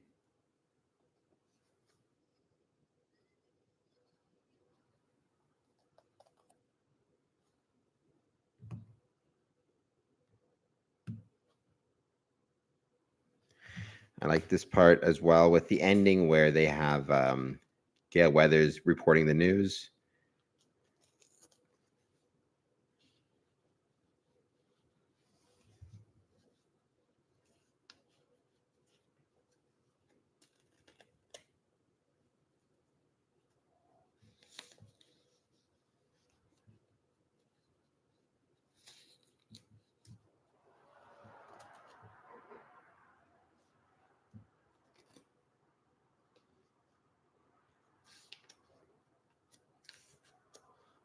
Like the plot of some scary movie.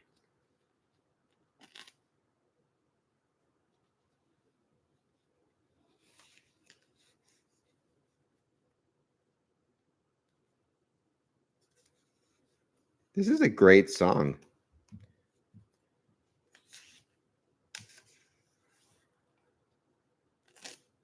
I'm actually curious what song that was. Never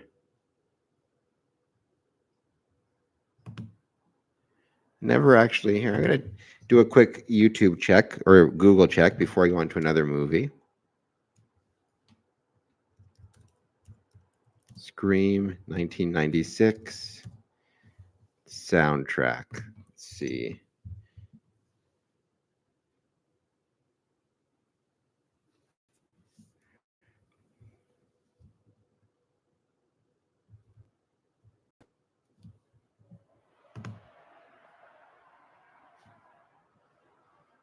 Whisper to a Scream.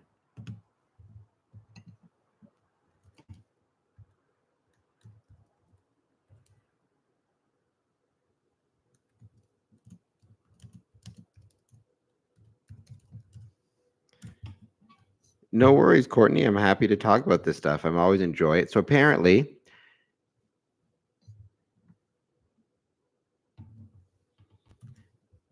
that song that I liked that was at the end of Scream was "Birds Fly Whisper to a Scream," which I'm going to look up the whole thing because I never. That's a really good song. I'm very interested in Freemasonry, Cameron Adamson. Thank you for having this podcast with everyone. I really love the chat about. Well, yeah, it's fun. I enjoy doing it as well. So thank you so much for joining, even joining us at like 2:00 in the morning. I think what time is it in Texas? It's 2 in the morning as well, right? Where it's fun where we get the chance to talk about this stuff. And yeah, it's just good times. It was great having Nicholas here with us earlier, but he has to get up at 7 in the morning. So I'm happy he got to sleep. I'm happy that it's midnight on Halloween and we're having a good time.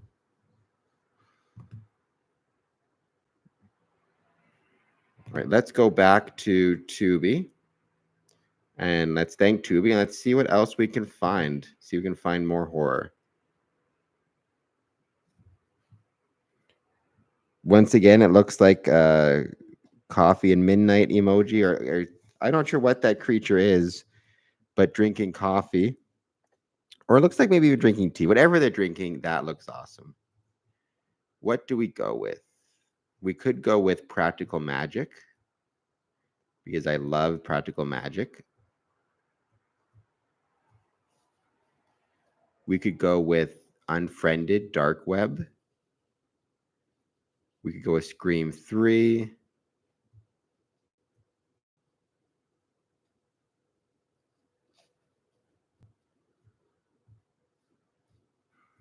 We could go with Labyrinth. Labyrinth was a great movie. Labyrinth is without a doubt one of my favorite movies. I guess it's not really a horror movie though, right? And it is 2 a.m. on Halloween.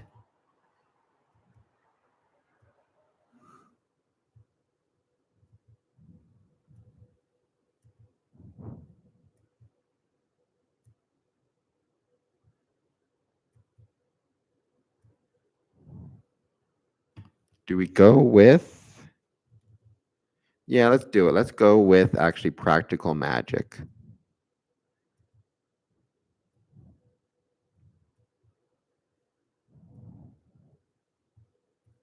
There it is.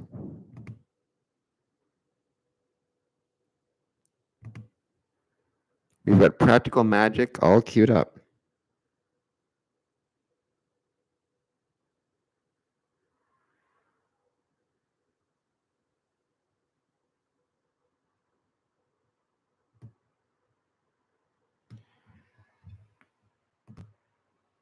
Oh, I appreciate that, but you don't have to. By all means, you're welcome to. Whenever you got to jump off, just go ahead. I'm not sure how much longer I'll stay on this one myself, so.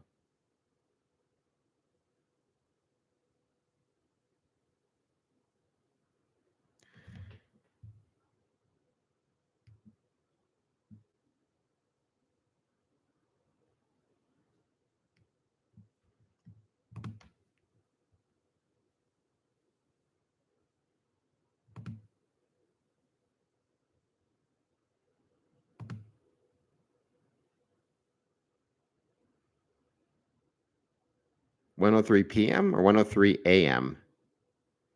Must be a.m. is what you're trying to say.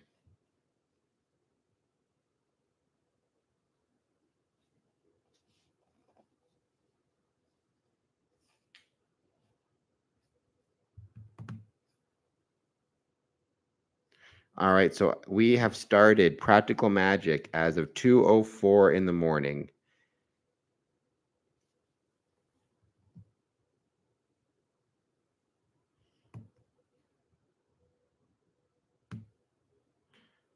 And we have got the start of Practical Magic where they are trying to hang a witch, Aunt Maria, who is absolutely beautiful. And a side note, absolutely gorgeous.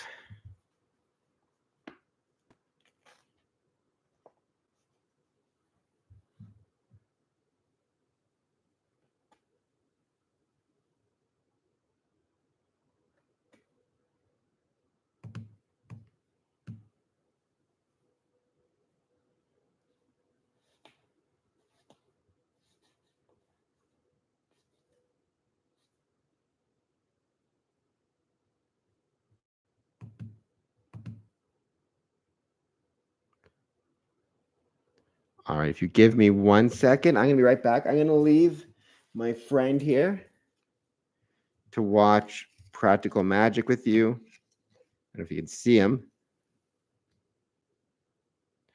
I'll be back in a moment. If you just jump on the chat, I'll be right back. We are watching Practical Magic together.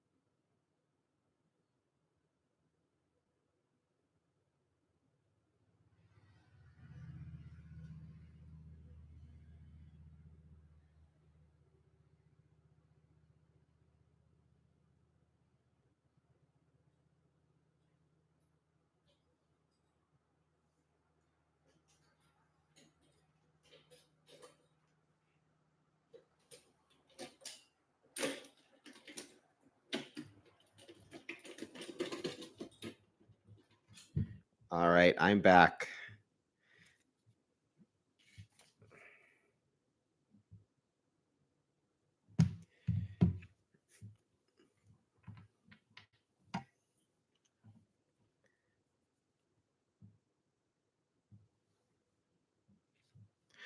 Here watching Practical Magic. We are at the 5 minute and 44 second mark.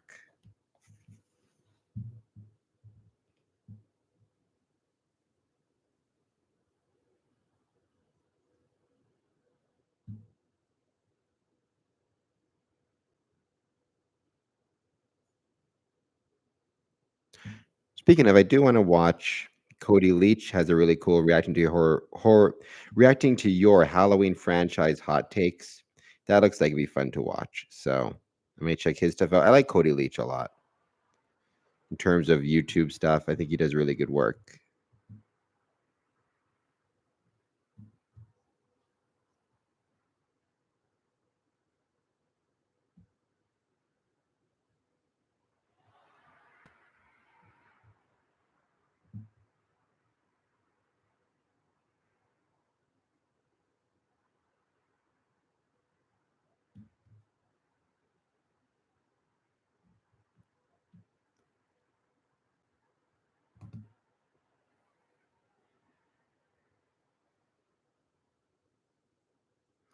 Yeah, 107 in Texas. So thank you for being here. It's 210 here in Windsor.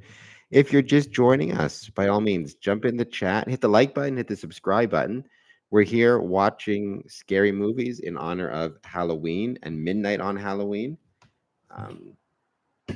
My favorite holiday, although Christmas is kind of getting up there a little bit, I still prefer Halloween. I think Halloween's incredible. And there's something nice about being up past midnight on Halloween. And yeah, I am watching right now. We are watching Practical Magic. I'll put that in the chat.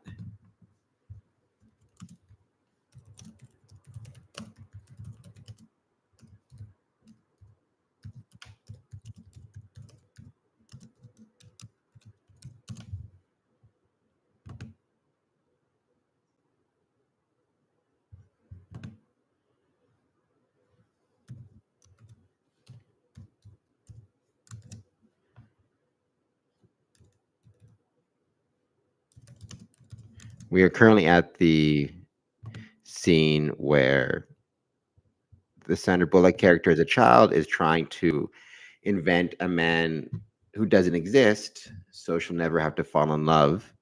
And you have the beautiful song Crystal by Stevie Nicks playing in behind it.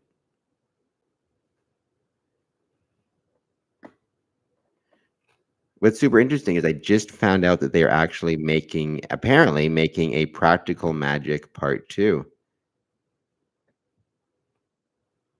I would love that as well. You can have the tea, though. I think I will have coffee, sir. But I appreciate the idea, and I'd love to talk with you one day. Maybe one day I'll make it to Texas. I've been to Texas a few times, and I've loved it every single time. So hopefully I can make it back a few more times.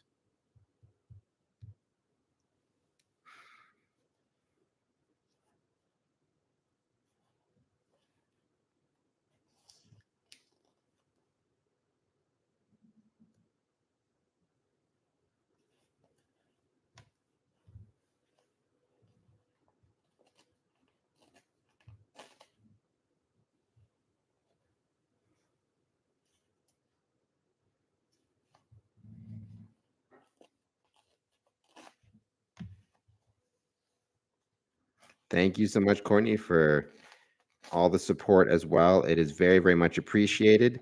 I don't think I mentioned, maybe I had that meeting today with the guy who's making the new scale models here in Windsor. It went well. I'm going to have a new model next week to look at, and hopefully my plan is still to get it to you before Christmas. So we're on it. Don't worry.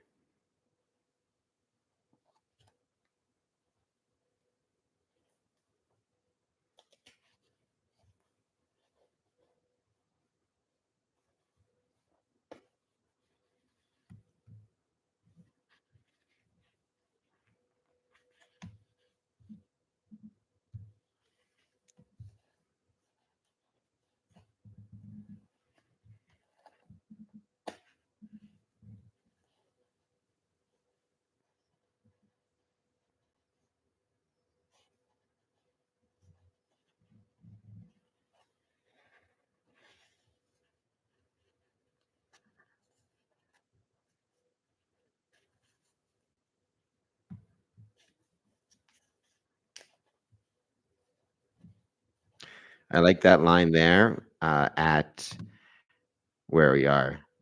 10 minutes, 55 seconds in. Being normal is not necessarily a virtue, which I like to think is the case.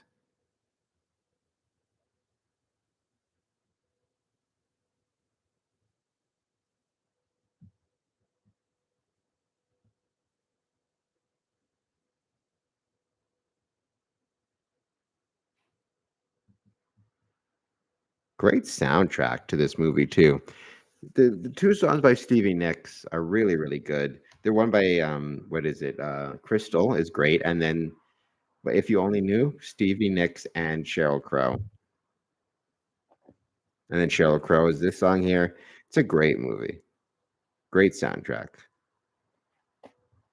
When it comes to like which things, which movies, which TV shows, or whatever it is, or Wiccan, if you want to call it that, I think number one has to be Charmed at the top, probably by a mile. Honestly, Charmed is so good. But then from there, The Good Witch, I think, is really, really good from Hallmark, both the movies and the TV show. And then Practical Magic, I'd put at 3. And then The Craft at number 4.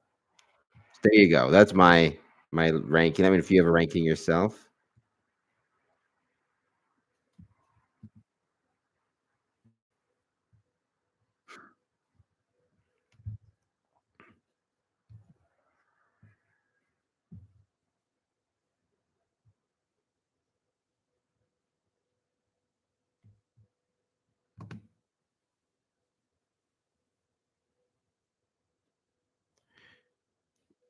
No, crash out. It's no worries at all. It's 1 o'clock in the morning on your side of the world. So take a head off to bed. Don't worry. I'll be like I said, I might do a live stream tomorrow if I can. If I can't, I'll also be posting stuff on social media as I always do, and you'll definitely find us.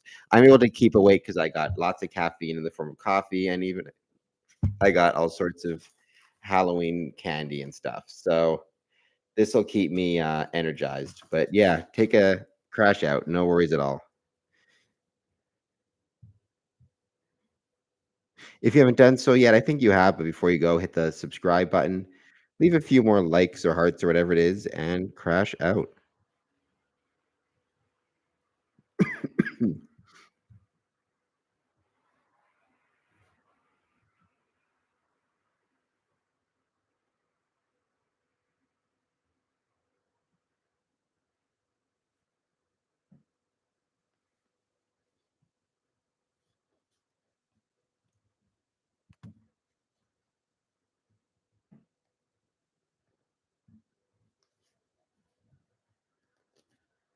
This is a great song as well. At 14 minutes into the movie, the dude from ER.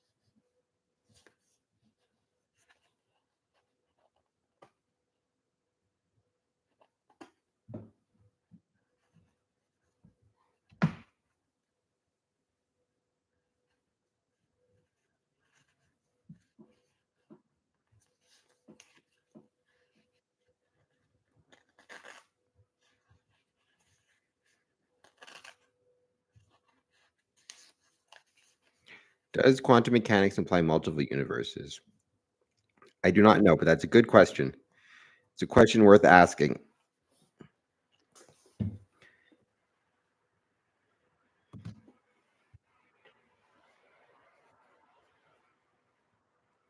Thank you, Courtney. I can't wait to send it to you. You'll get it before Christmas is the goal.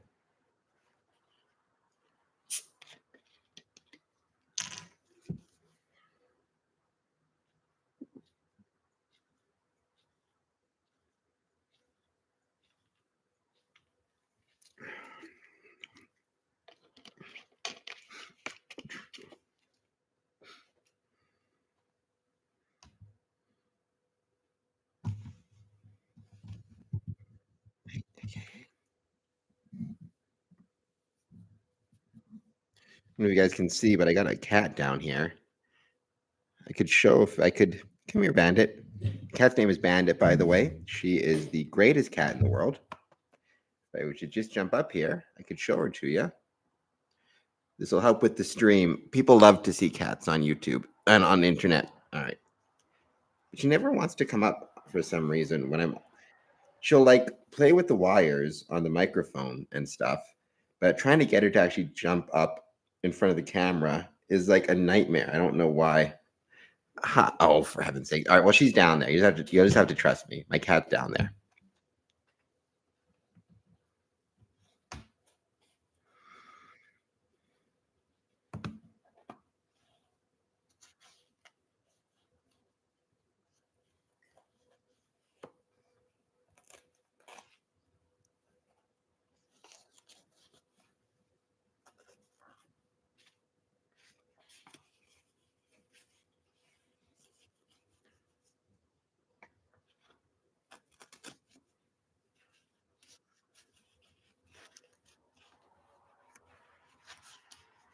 The Owen sisters will be back.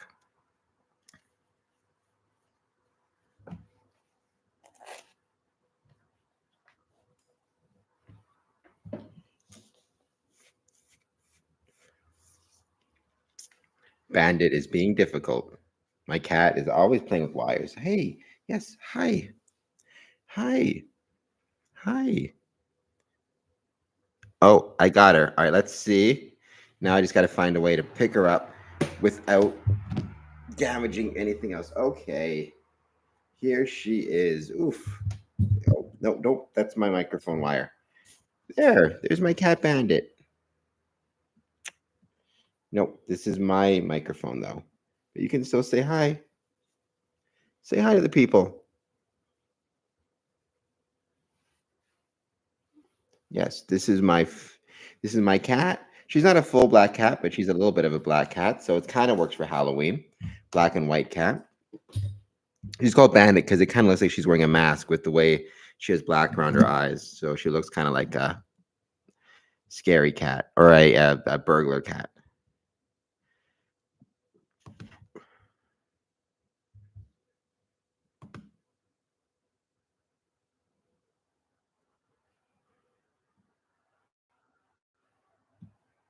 Welcome if you're just joining us.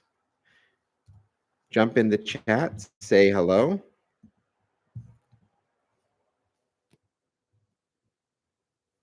Well, Courtney, I appreciate that, though I would say you probably shouldn't smoke cigarettes either. Probably best to avoid smoking anything. I don't, from a health perspective. But, I kind of leave it up to you. Though I certainly would not encourage anybody to smoke cigarettes or anything else. As a good rule of thumb, you should always try to take care of yourself. Though I say that I used to smoke some cigarettes back in the day, so it's been a while.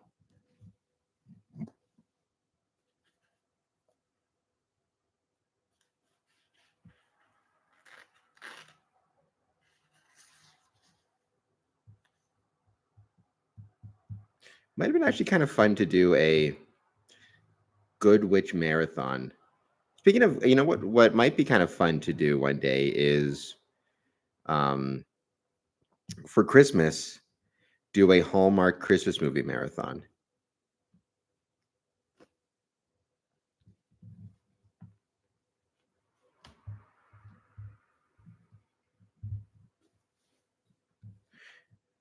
Because I love horror movies, but my other favorite type of movie is Um,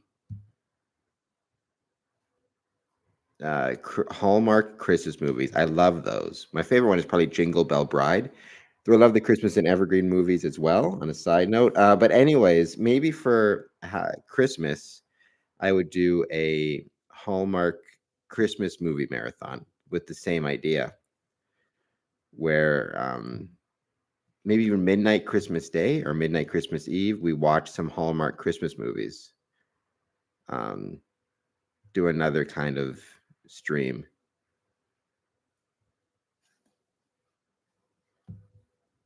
But welcome if you're just jumping into the chat and joining us. We're just joining the live stream. We're here celebrating Halloween, celebrating midnight on Halloween, or in this case, 2:25 in the morning, watching some horror movies or some scary movies. We just finished watching Scream. So we just finished watching Scream from 1996. Now I'm watching Practical Magic, and we are at the 22-minute and 8-second mark. How old is she? She is Bandit. I got Bandit in 2015. So 9 years old now, I guess, which is crazy. Speaking of time flying, we talked about time flying when it came to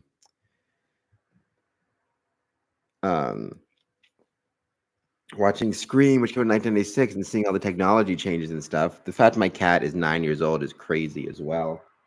So yeah, she is 9 years old. It's interesting, just thinking about Practical Magic, which is, like I said, a great movie.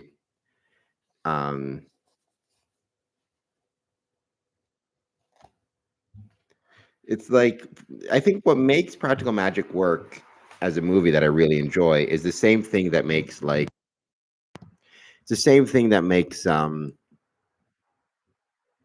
Charmed work really well, and to some extent Good Witch as well. Less so though. I think Good Witch is that first and foremost, it's not about the magic, it's about the relationship between the characters.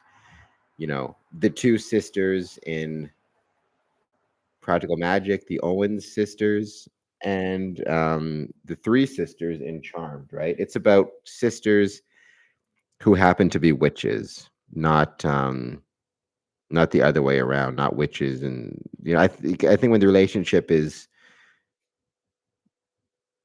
the most important part, it helps the movie, because that's always the most important thing. It's same thing when I talked about, like, when I love horror movies. The thing I love about horror movies is um what makes a horror movie work, I think, is if you took away the horror element and you still like the characters that are left and want to hang out with them, which is true for me. For example, in Nightmare on Elm Street 4 and 5, I just like those characters and enjoy being around them. I would want to watch them even if you took out the horror element.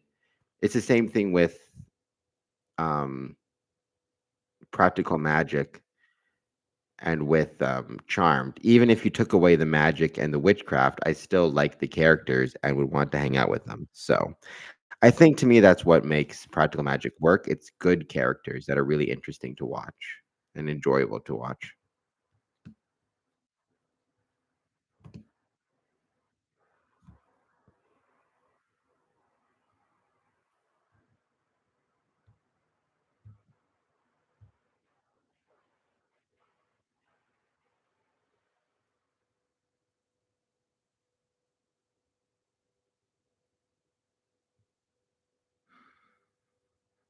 If you're just joining us, by all means, hit the like button, please. Hit the subscribe button and jump in the chat and say hello and let us know what you want to talk about. We're here doing a live stream of some of our favorite horror movies. I just watched Scream from 1996, and now I'm watching Practical Magic from 98, I think it was, 99, which I think has got itself a nice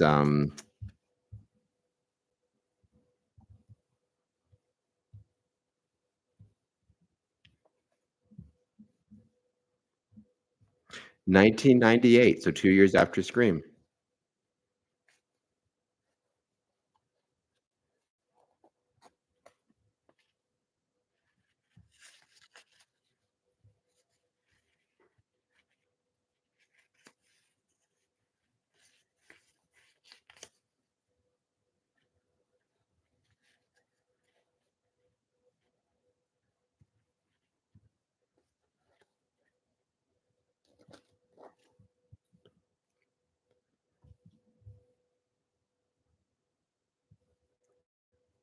This is a really fun part where kind of Sandra Bullock's character is getting her life back together after her first husband was lost.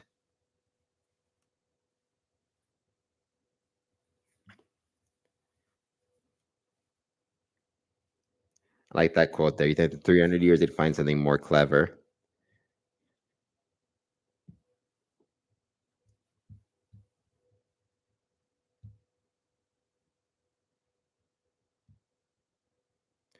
I do like how they said, the little the younger girl said, "I hope you get chicken pox," and that was treated like some big scandal.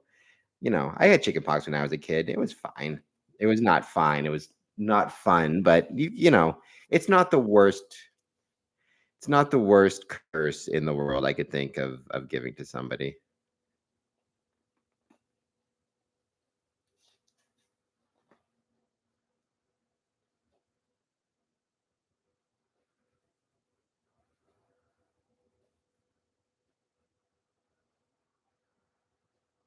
Oh, here's another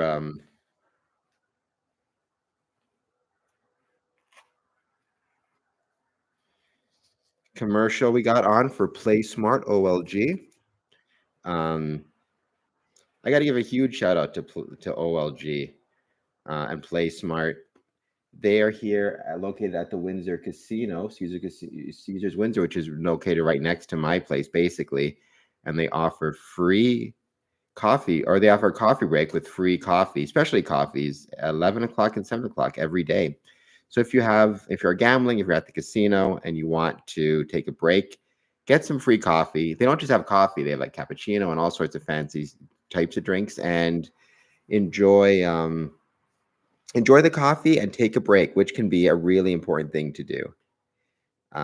Taking a break during gambling so you don't end up kind of losing track of time, right? Which can be a real danger, I think, in developing gambling problems.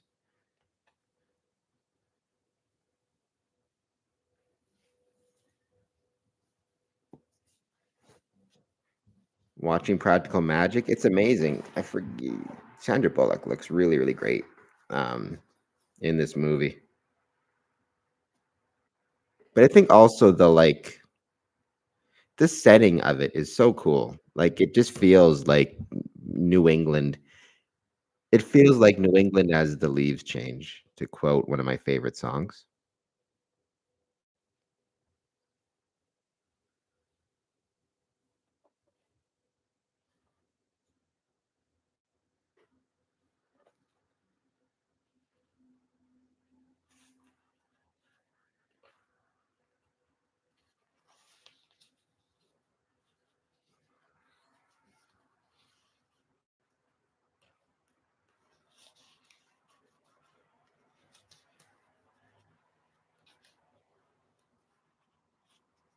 I dream of a love that time will lie down and be still for.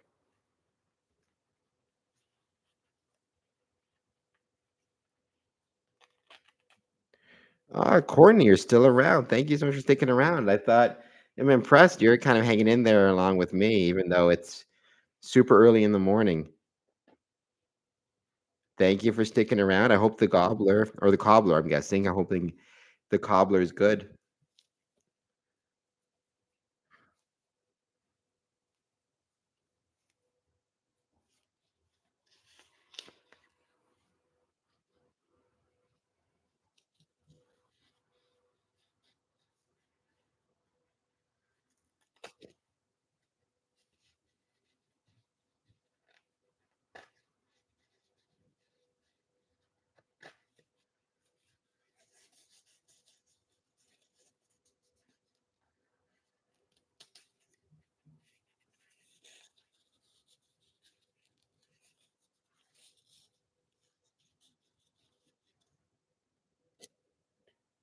And they are now here at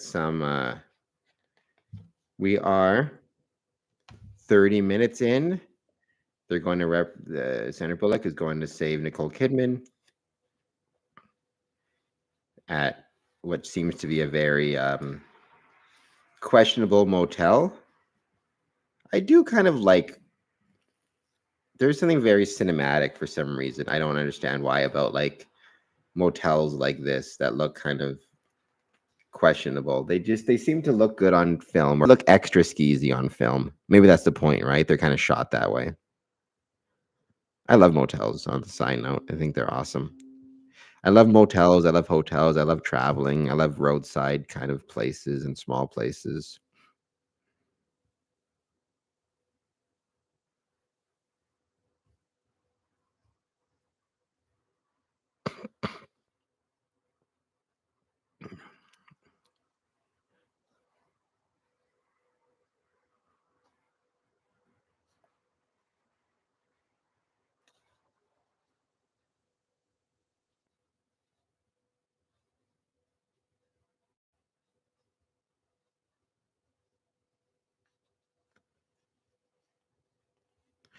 Blood on the Moon,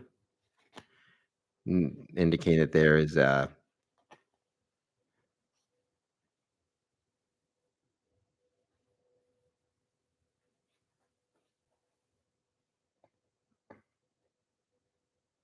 oh, Julie is making a big mistake in this movie right now. We are at the 32 minutes in. If you want to watch Practical Magic, it's on Tubi right now in Canada. That's where I'm watching it. Hope that you guys can join us as well. If you are watching, and you can hit the like button and subscribe button and jump in the chat and let me know what you're doing for Halloween. And if you are interested at all in being part of our Halloween horror movie marathon.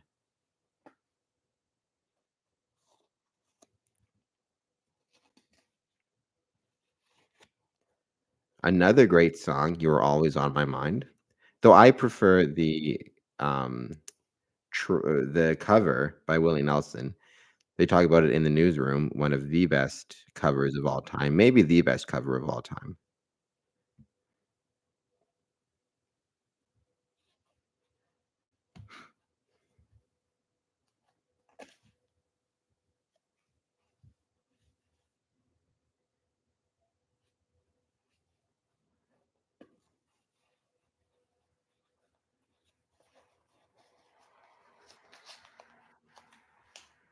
It's been great to see a bunch of people coming in and out of the chat and in and out of the live stream. Thank you guys so much for joining. Hope that you guys will keep joining, keep chatting, hit the like button, the subscribe button, all that stuff helps out big times. Big times, big time.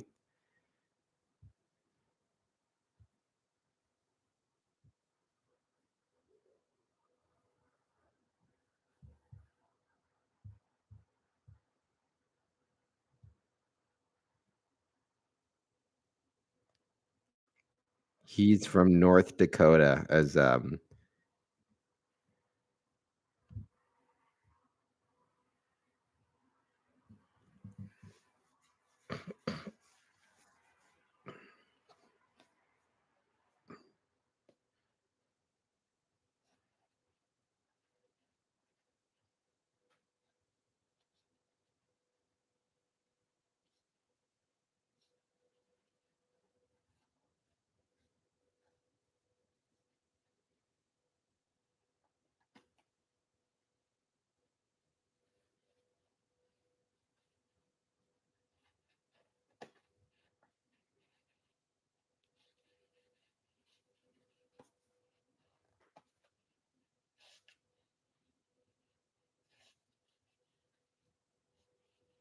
we are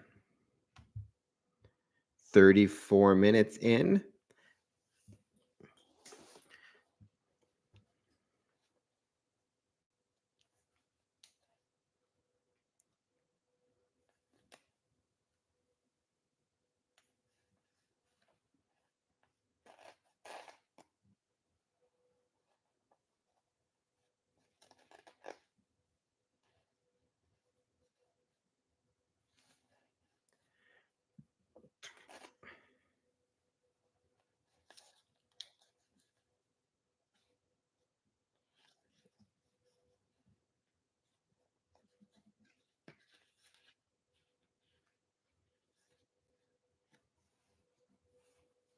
I think what makes, like I said, what makes Practical Magic work, I really do think, is the relationship between, right? It's about sisters who are witches, not witches who are sisters.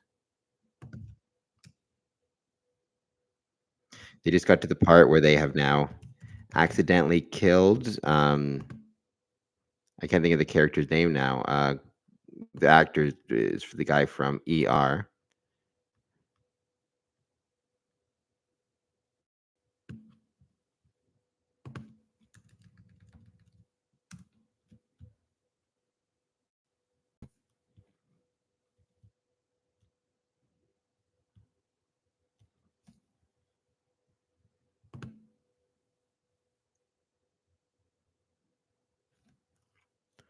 Yeah, so it's the Owen sisters, Sally and Gillian, descended from a long line of witches. Tomorrow, I'm just going to be doing some work. I mean, this is my chance to celebrate Halloween right now. I'm going to go see some friends and give out some candy to my friends. I don't really have any kids that hang out here, so or like that come to collect candy here because they live in an apartment. But I'm going to go see my friends and deliver some candy to them. I actually created these little gift packages full of candy for them to celebrate Halloween for my friends and my neighbors and stuff. So I'm going to be doing that. Even going to give it to some Masons. So that's going to be fun. But mostly it's going to be doing work. Jimmy, that's the character's name, who they just killed.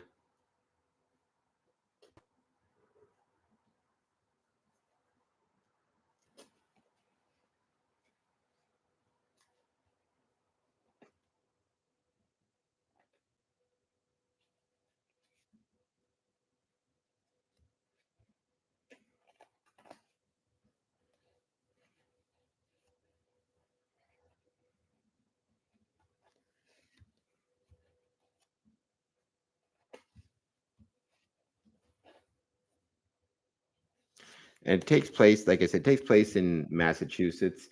Like I said, this movie, the thing I love about it, I love a lot of things about it. I love the relationship between the characters, the fact that they're sisters first. But I also love the idea that they are like, I love the setting of, again, it's Massachusetts. It's New England as the leaves change. It feels like New England fall, which I wish I got to get there. I don't really, my time in New England has really not been as much as I want to be. It's always been kind of Philadelphia.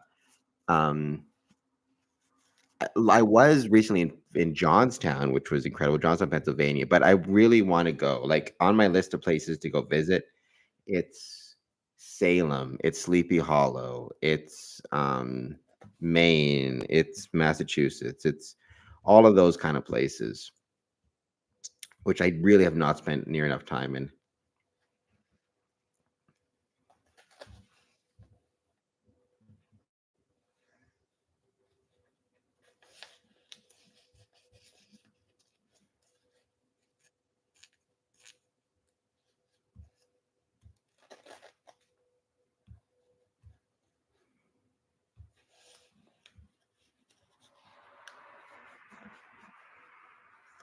Thank you, Courtney, and thank you for your support as well.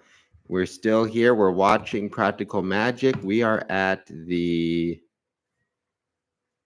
39-minute and 33-second mark. They are currently trying to bring back Jimmy's corpse back to life, which obviously may have some unintended consequences, you might think. I guess I know this isn't maybe a horror movie per se, but it feels like a horror movie to me. It feels like it's a great movie is what it is. A very great movie. Well, Bandit is trying to play with my. Yes, well, you can come up here, Bandit, if you want. Ugh. She's trying to. She's got food and water. She's just being a cat. Typical cat. Can't let you just hang out and hang fun. You got to be involved in everything. I think that's true for most cats, right? Come here. Come here.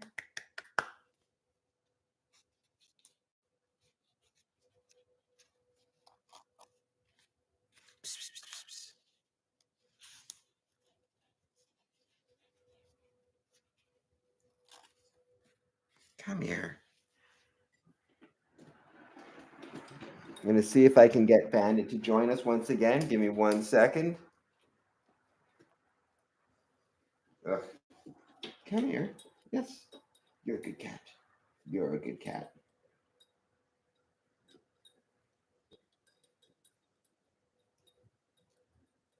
Oh, Bandit does not want to be on camera.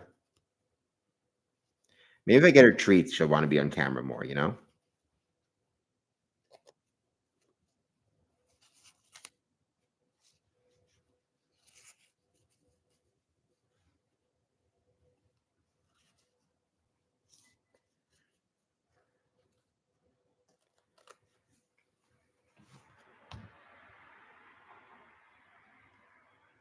And now they are burying Jimmy in their garden. In the rain. It seems like it would not be a lot of fun. It seems like a lot of work. I remember watching comedians talking about like how hard it is to dig a hole. And that's why they're thinking that most murderers and stuff got caught, is because digging a hole is like you get just sick of it. So instead of going like 10 feet or whatever, you go like 3 feet or something.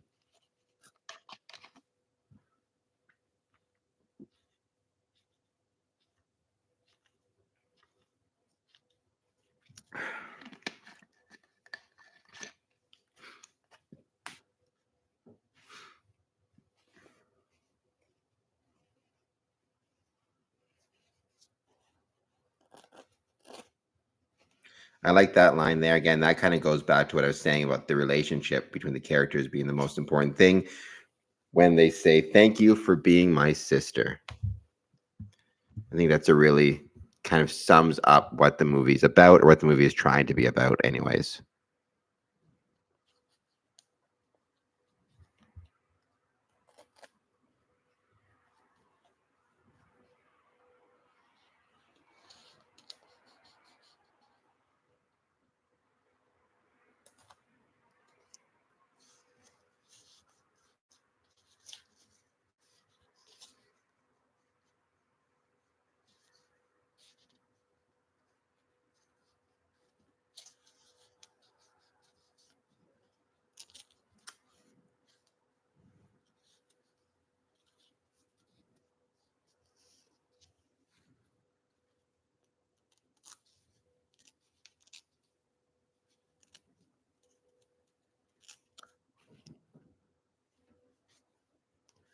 And Jilly has just met her nieces, I think. Not for the first time, but in a very long time. Oh, here's Bandit once again, is currently behind the camera or behind the computer. Oh, I think I might be able to get her. Oh, I got her once again. Here we go. Here she is. Once again, here's Bandit, if everybody can see her. Mwah. She is 9 years old. She is the best cat ever. Maybe I'll keep you here. It'll help with other people wanting to join the chat to say hello. And she's a good cat for Halloween as well. She's not fully black, but she's got a lot of black parts. She's 90% black cat. Yes.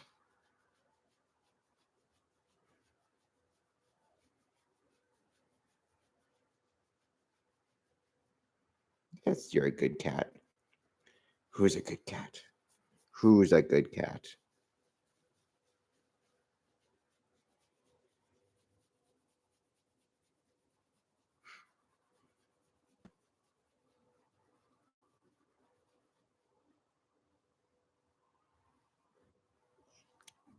Oh, I know.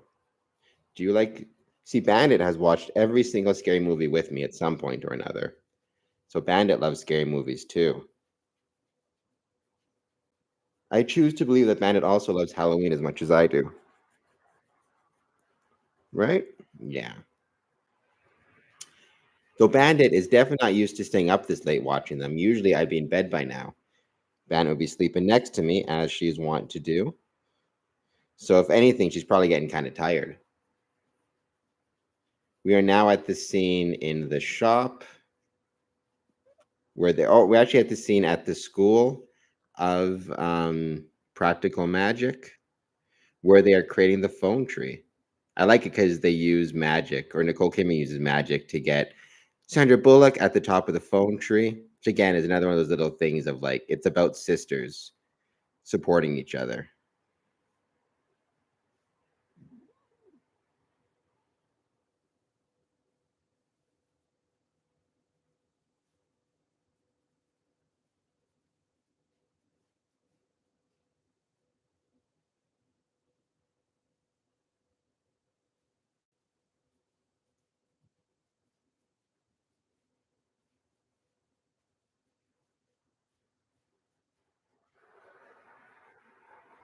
So I do think, Bandit, you might need to get brushed pretty soon.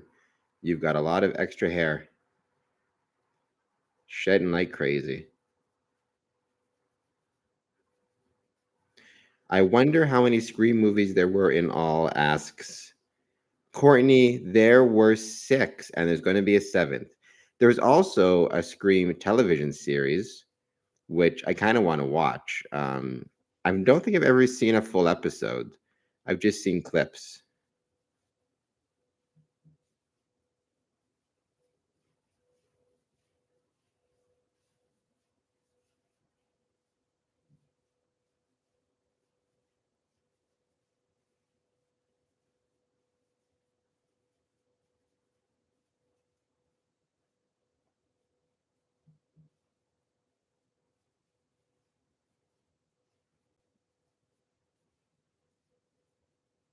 My favorite of all the Scream movies, Scream number 4. Second, Scream 1996. Third would probably be Scream number 6, to be honest. Fourth, Scream 2. Fifth, Scream 5. And sixth, Scream 1. Or sorry, Scream 3. Oh, I know that you guys get another good shot of my cat there. This is once again Bandit. Yes.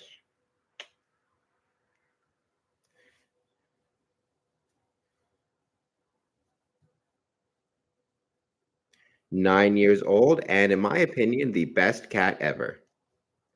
We're at the in Practical Magic, we're at the famous coconut with the famous tequila scene, where apparently they actually got drunk for real, which I did not know. Oh, you want to go down? You want to go down? All right, down you go. Ooh, now I'm all full of cat hair. Bandit, my favorite cat, the best cat in the world, in my humble opinion.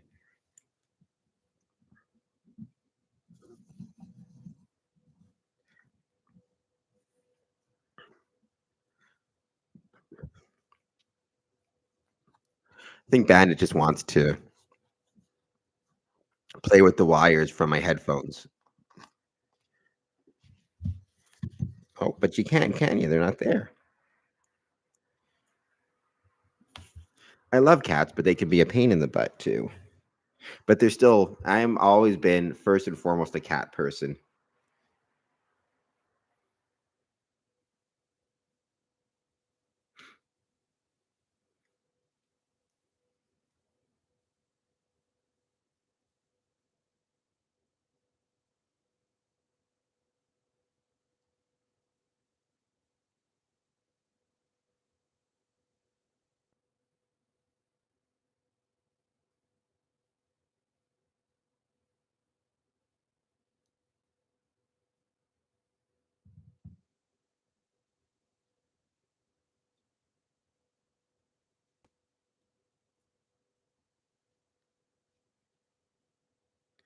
If you guys are just joining us for the first time, hopefully you're able to hit the like button, hit the subscribe button, jump in the chat and let us know what you want to talk about. Like I was saying, we are here to talk about, we're here doing a horror movie marathon, or a scare, or just a Halloween movie marathon, I should say. We did Scream from 1996, and now we're doing Practical Magic from 1998, and we are 50 minutes and 40 seconds into Practical Magic. We're at the famous famous scene with the tequila. which apparently I just found out that is actually it was real tequila, and they all got like actually drunk during the filming of it. So there you go. Which strikes me as probably like I don't know if you could still do that nowadays. I feel like that might have been a 1998 thing.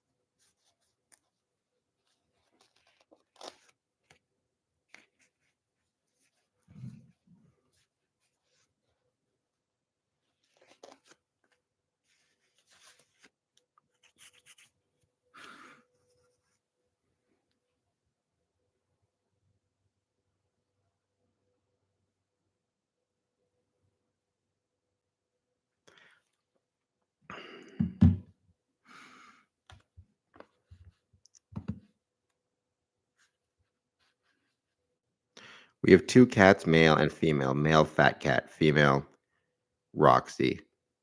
Roxy is a great name for a cat. I don't think I've ever heard of a cat named Roxy before, but I think that's awesome. That is a great name for a cat, in my humble opinion. What's your male cat name? Is it called Fat Cat? Or was it actually like, is it just a fat cat?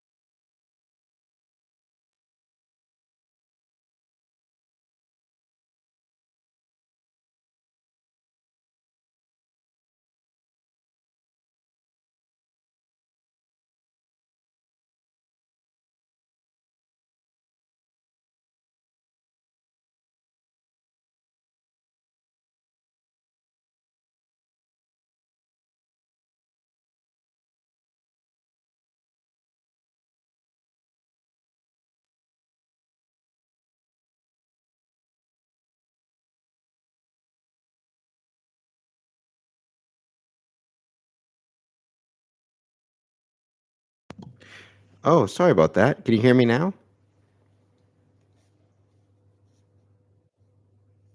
Thank you for the heads up. I must have hit the mute button. I'm not sure when, but geez, thanks for the heads up.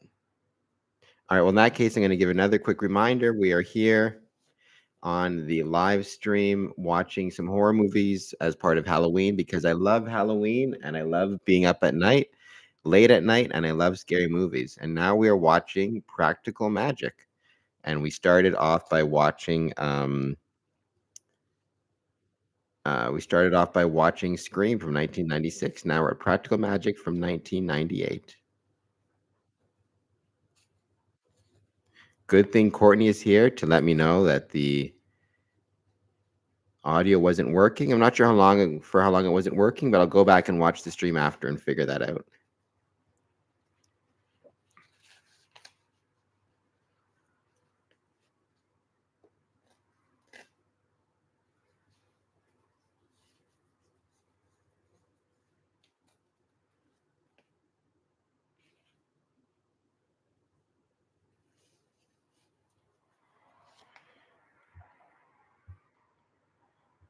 Turn your microphone. Oh, I think it should be on now.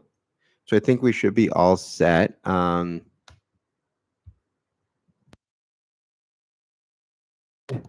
it's on. I think so. It should be all good. If it's not working still, let me know. So I do apologize if I'm not sure how long it wasn't working for.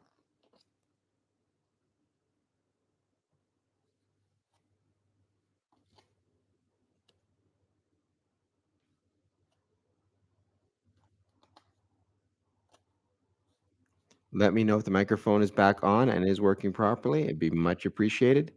Thank you, everybody who's here and part of this. You get the chance, hit the like button, subscribe button. We are 1 hour and 5 minutes into Practical Magic, starring Nicole Kidman and Sandra Bullock. And before that, we watched Scream from 1996.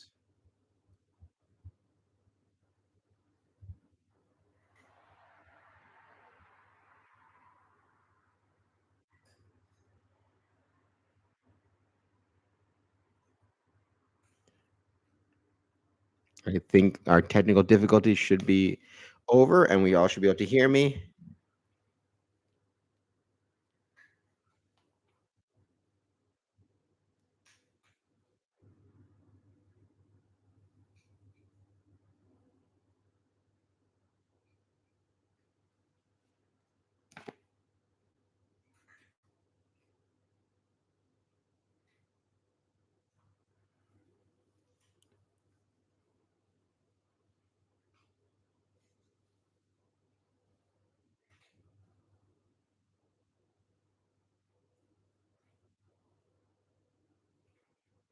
All right, good. I'm glad it's okay.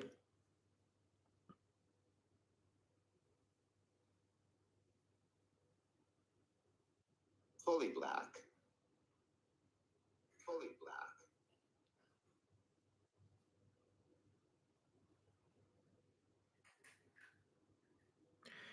Talking about my cat, which again, like I said, it's a good Halloween cat because it's not fully black, but it's like, I don't know, 80% black and it's got some white. So it's kind of like a Halloween cat. So it works pretty well for that. Glad you can hear me again. I'm very sorry about the technical difficulties.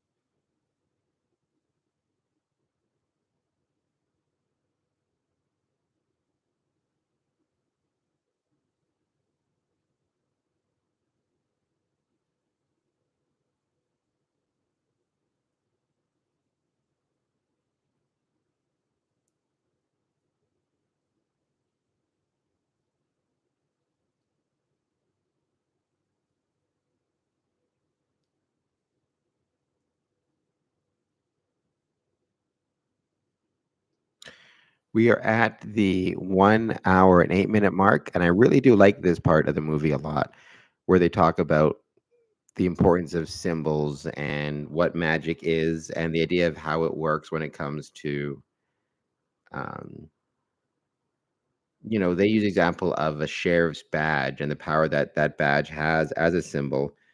But I think you could apply it to the things that you love. So for me, I apply it to Freemasonry and the symbols of Freemasonry, our um, like our scoring compasses and what's above a door and what that kind of means to me and how important I think those symbols are. Um, so from 109 to like 112 of the movie, or 111, I think it's a really cool message, again with a really great soundtrack, really good people. I like the ending as well of this movie, not to spoil, but the last line of this movie is, fall in love as often as you can, which I think is very, very good advice, even when it comes to, um, a night like Halloween, when it's all about being scared and scary stuff. Fall in love is often fall in love as often as you can is a pretty good piece of advice. But maybe I'm just a romantic at heart. Who knows?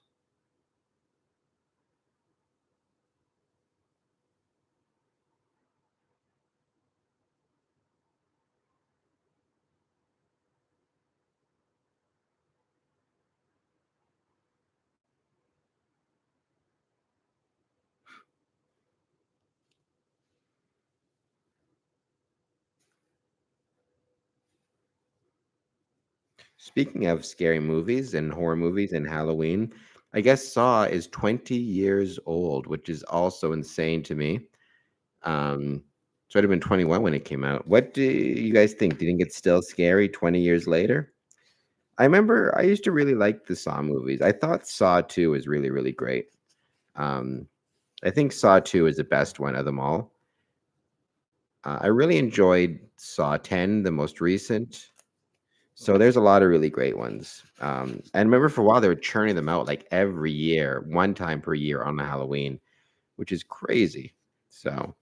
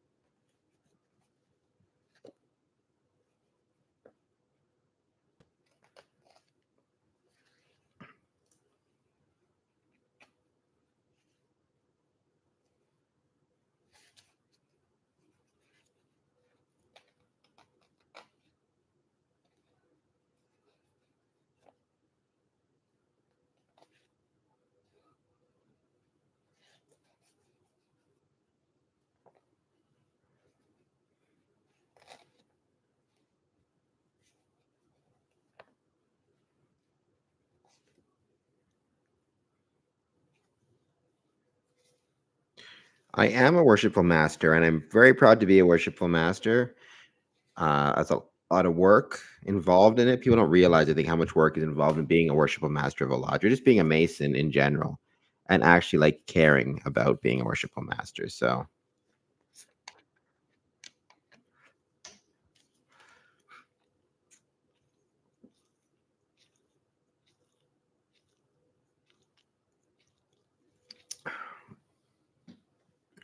I think that's true for Freemasonry in general, right? People don't realize just how much work there is.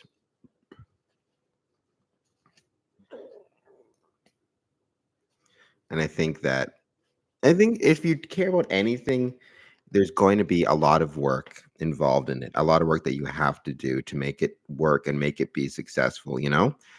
Um, I think sometimes one of the problems with Freemasonry is because it's secretive. It's not a secret society. People know it. I'm proud to show it off, and I'm proud to talk about it. Proud to let people know I'm a Mason. But because it has a society of secrets, like some stuff happens kind of behind the scenes people don't know the amount of paperwork and amount of work that's involved in making Freemasonry a success, making a lodge a success, just running a lodge. So yeah. But I'm currently the worshipful master of Border Cities Lodge number 554. And we're actually having another meeting coming up on Wednesday, which is going to be a lot of fun.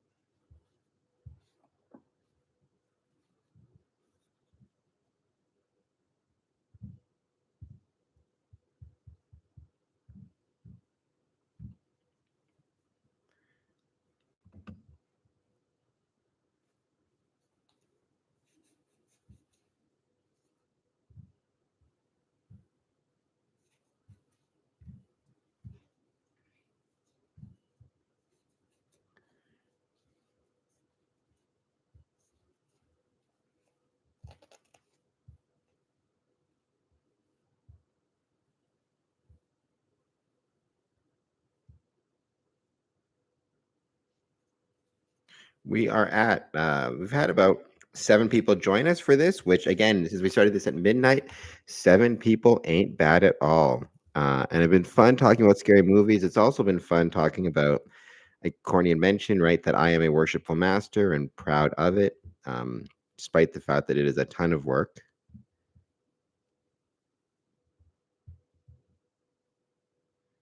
Which does, don't get me wrong, I mean, I don't always love the work. Sometimes I actually hate the work quite a bit, but I love the importance of the work, and I love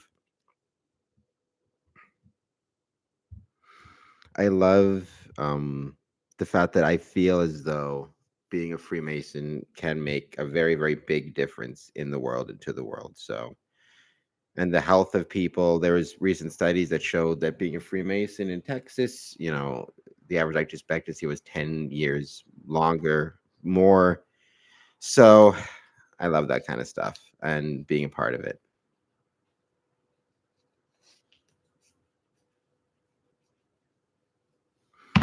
Oops.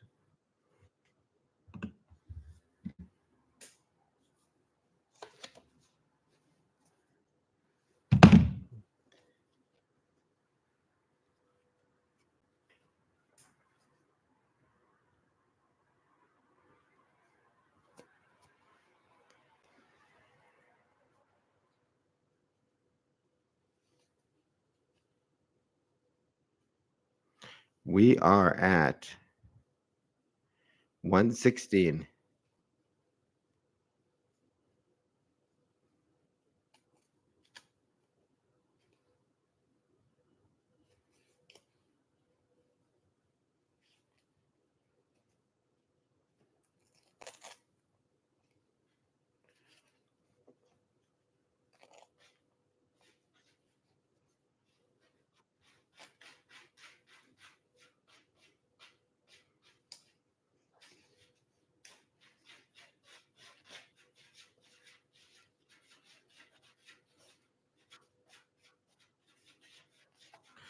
Congratulations on such an honor. Yeah, I mean, I guess it's nice to have a title like worshipful master, right? That can be a really special thing and feel really special. So I did really appreciate receiving it when I did. I've had it a few times now. I've been a worshipful master 4 times, 2 times in a row in Windsor, once in Harmony, and then once now in Border Cities. Border Cities is a really interesting lodge because it's actually a daylight lodge. It's the only daylight lodge kind of in the area, and the fact that it's still around is pretty impressive.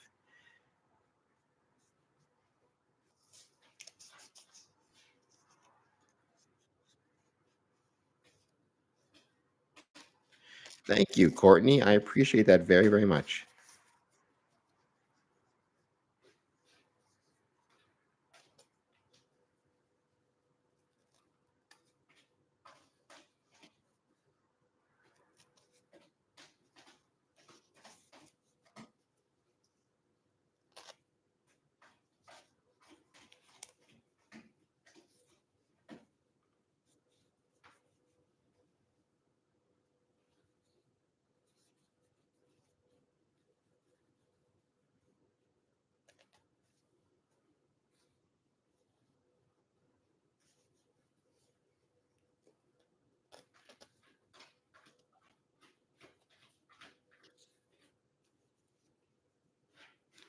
We are at 1 hour, 18 minutes into the movie.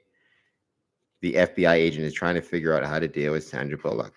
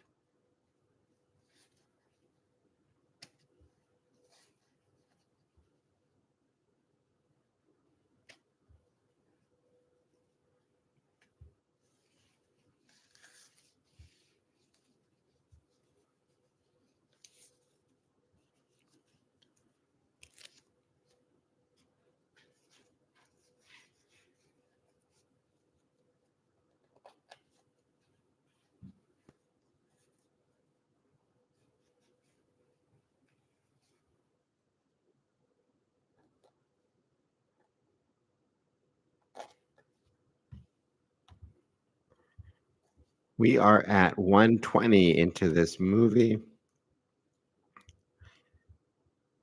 They are looking at potentially bringing back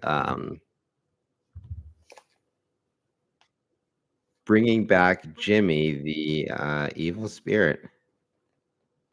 Oh, I actually believe it's actually the evil spirit is possessing Nicole Kidman.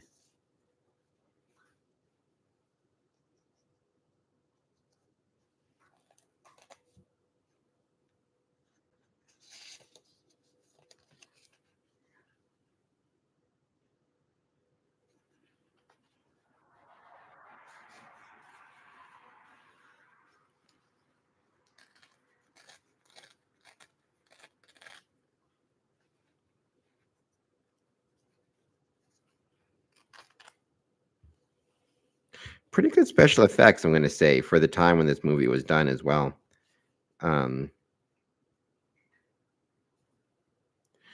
We're not. I promise you that we are not powerful at all. In fact, we're quite the opposite. People will be disappointed. I mean, I think we make the world a better place in lots of different ways, mostly by improving and increasing social connections amongst the members, right? I was saying before, there's all sorts of evidence that the more social connections you have, the more likely you are to be able to recover from injury and from sickness, and you're likely to live longer. You're likely to have better mental health as well as physical health. Isolation and loneliness can be incredibly dangerous for people, especially as they get older. But having said that,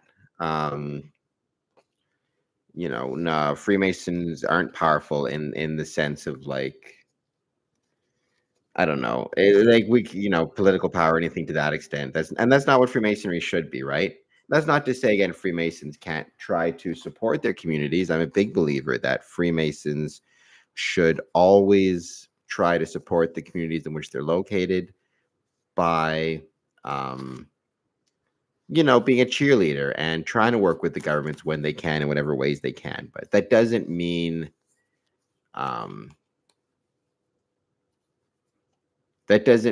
that what was I trying to say? That we have any, special power. We don't. Believe me, I promise you, we do not.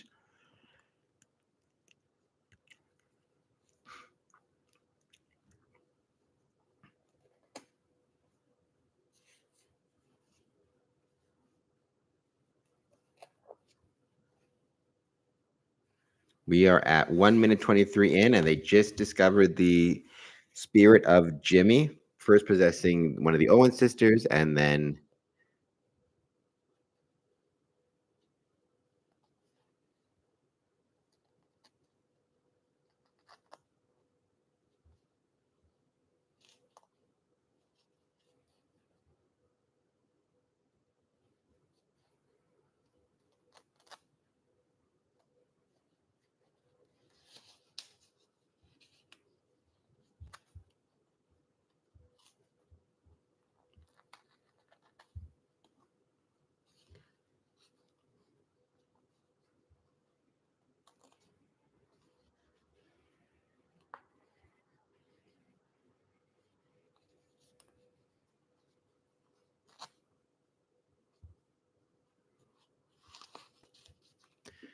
like this shot. We're at 124, and there's this beautiful shot there that I really like. So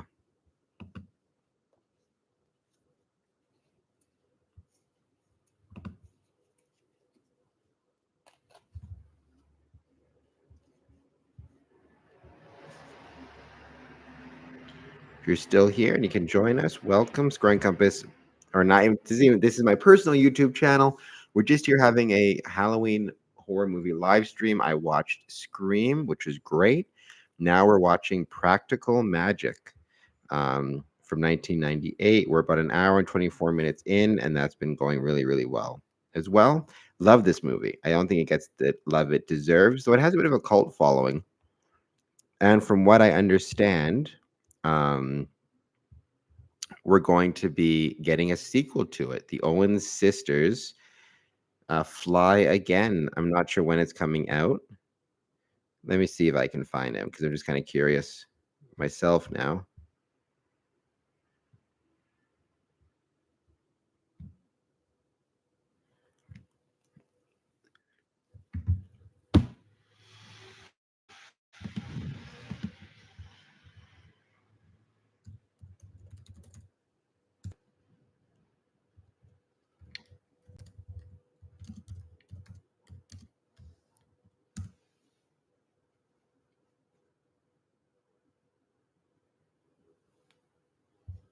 Practical Magic 2, everything we know so far. This was from June 15th, 2024. I'm just reading this as I still watch Practical Magic on Tubi. Big shout out to Tubi, by the way. Free, it's a free service, and they have a lot of great movies, including and especially great horror movies. I think Tubi might have the best horror movies in the States. They've even got like all the Good Witches, which I love. They have Buffy. They have so many good ones. Let's see. Following. Oh, I didn't know this. Okay, so Step Aside, Sanderson siblings is back. Following 2022's Hocus Pocus, blah blah blah. 1998's fan favorite Practical Magic will be receiving a sequel with Nicole Kidman and Sandra Bullock set to reprise their roles. People confirmed. The original novel, based on the 1995 movie of the same name, I'm gonna have to find that movie. Stars Kidman and Bullock as the Owen sisters, a pair of witches who are fighting off a curse that kills the men they fall in love with. I love that movie, Kidman said at Practical Magic when she returned to Bullock at the 2018 Academy Awards red carpet. I showed that movie to my kids. It's a little above their level of understanding, but we're really good sisters.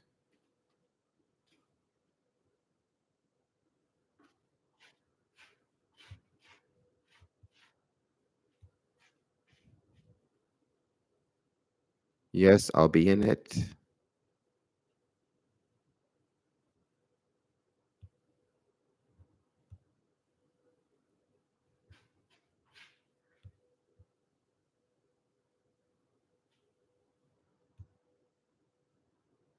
Apparently, there's no release date as of yet, as for Practical Magic 2. So let's just hope it comes soon.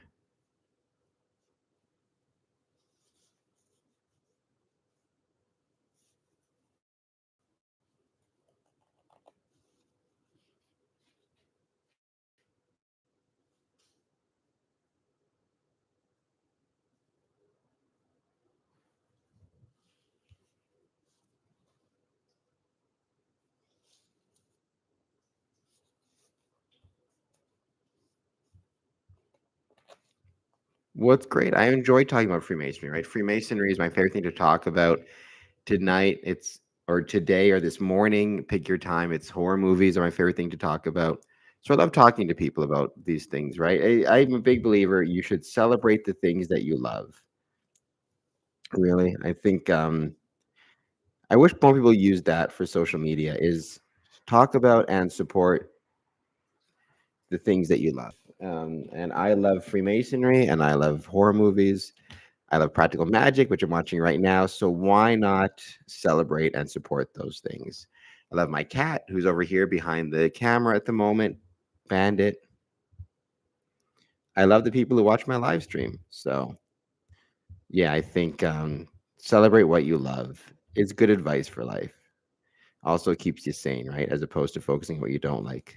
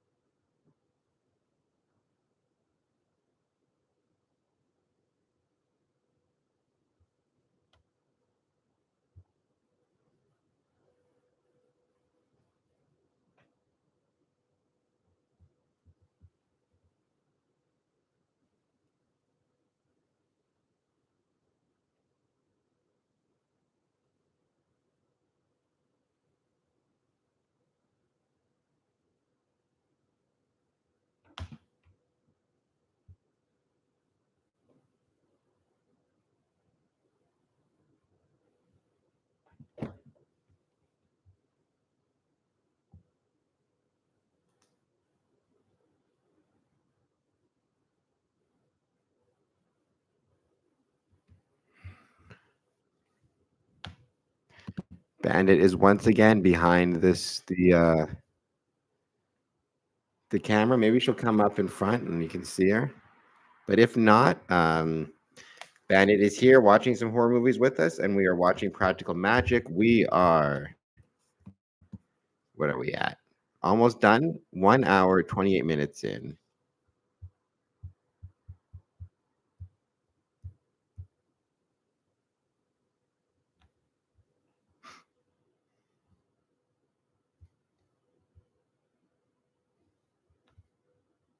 Like this, I think there's in the trailer, the hour 29 scene where Sandra Bullock blows on the candle.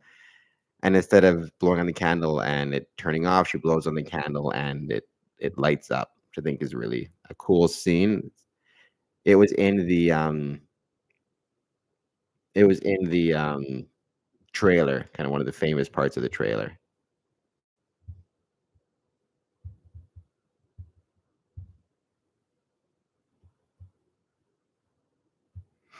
Like I was saying, maybe I will do this again for Christmas, and we'll do Hallmark Christmas movie marathon, just like we're doing right now with the horror movies or the Halloween movies.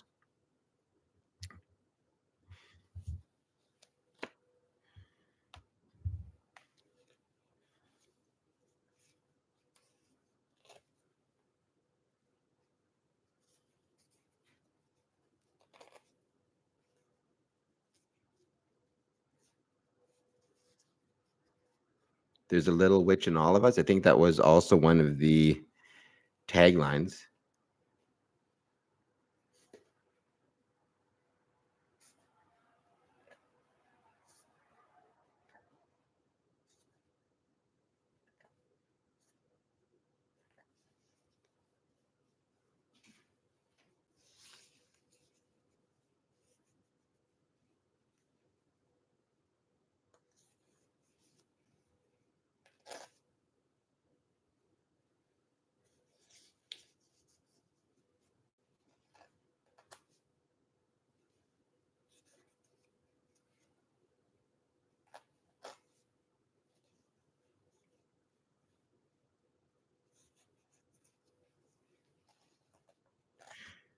After this movie is done, after Practical Magic, maybe we'll see what's on YouTube quickly, though I think we might call this one um, off as of what 4 a.m. I think that's a pretty good movie marathon. We did two great movies, Scream and Practical Magic.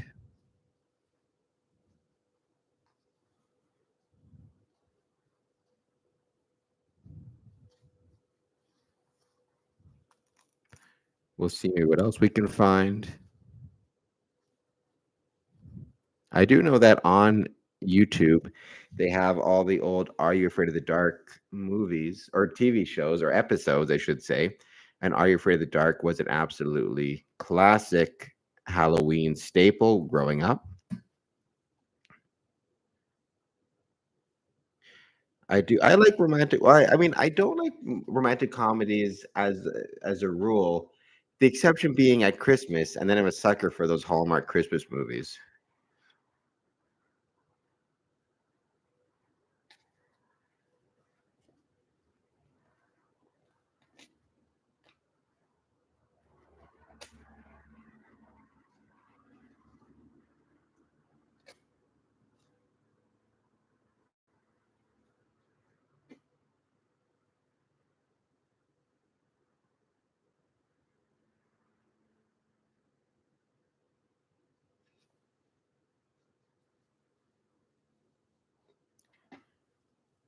We're at the kind of the end where they're trying to cast out the spirit. And again, I think this goes back to what I was saying. The thing I love about this movie is it's first and foremost about the sisters and their family connection and just the relationship, and that's what makes it work, right? I think that's always true of every movie. If you take out the whatever it is, if you take out the horror element or the comedy element or the romantic element and you still like the characters and want to spend time with the characters, then I think that's what kind of makes the movie work. So I think in the case of this one, even if you took out the magic stuff, I like the characters. I like the Owens sisters. So that's what I like about Practical Magic.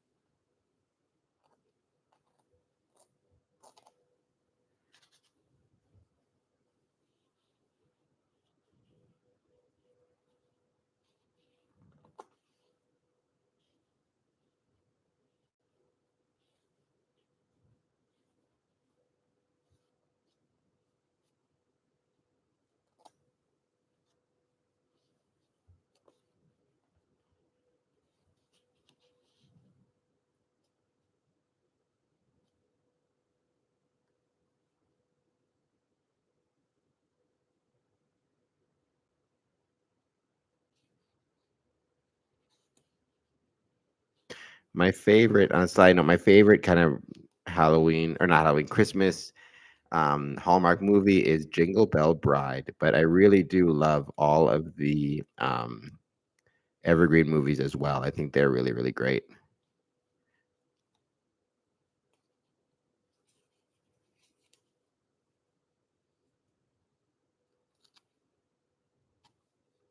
I'm gonna give a heart for this scene of Practical Magic. We are at the 1 hour and 34-minute mark, and we got one of the scenes coming up that I really, really like in a second.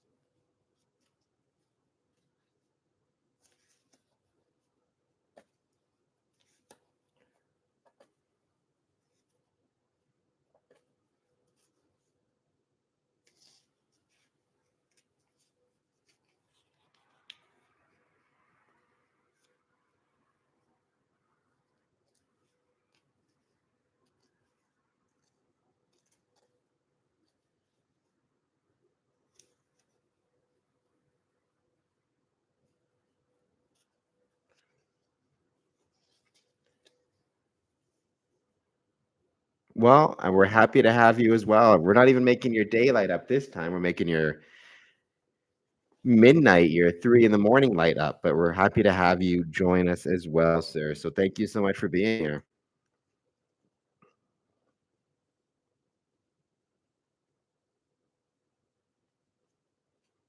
And we are pretty much at the end of Practical Magic, 1 hour 36 in, and it's a 1 hour 44-minute movie. So there's about 10 more minutes to go.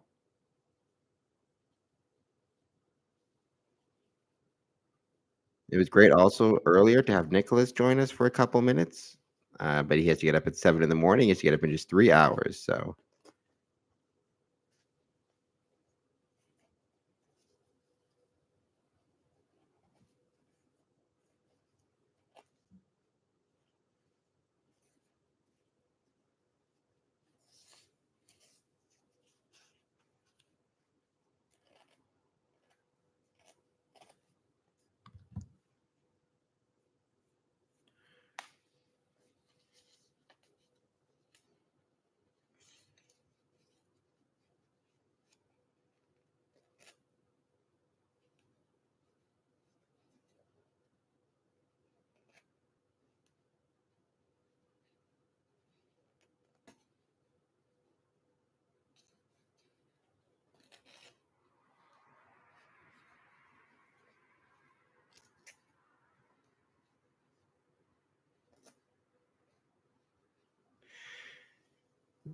it's currently playing Crystal by Stevie Nicks, which is one of my favorite songs and one of my favorite movies. So I'm going to give it a bunch of hearts for this and this final couple scenes, which I think is great part.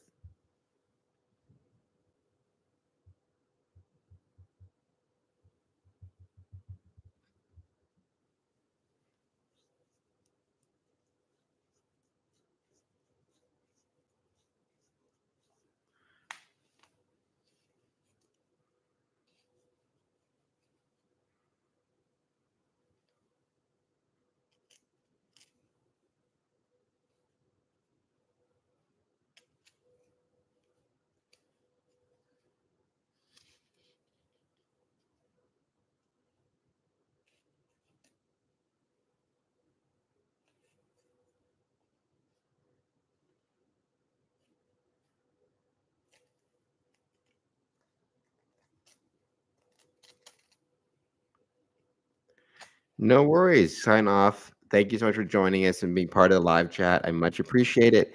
It's been fun. We're almost done with Practical Magic anyways, and then I'll probably be signing off as well too. So thank you so much though for being here.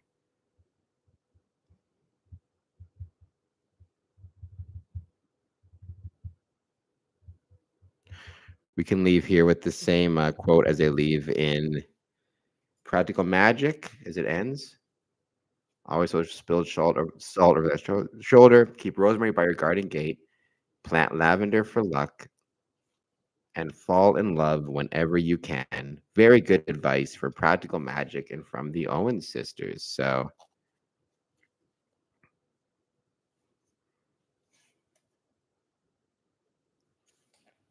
as they go flying off of their house.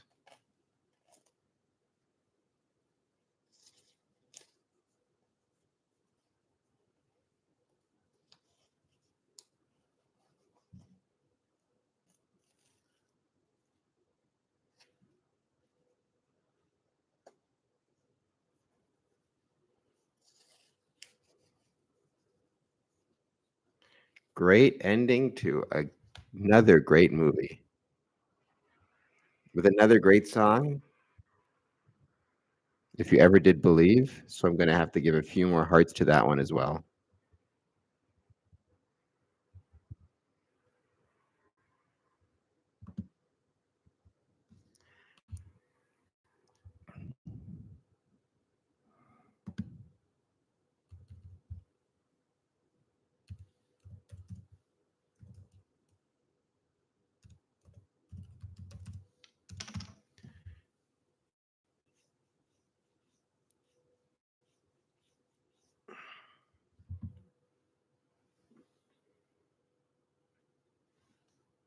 So as of 3:49 in the morning here Eastern time, we have watched Scream 1996, followed by um,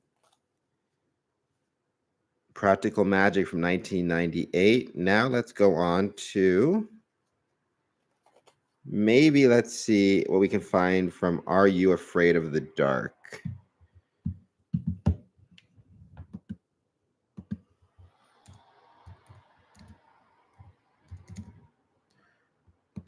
I really want to get back and see. I've seen them when they first came out, but the newest episodes were so good.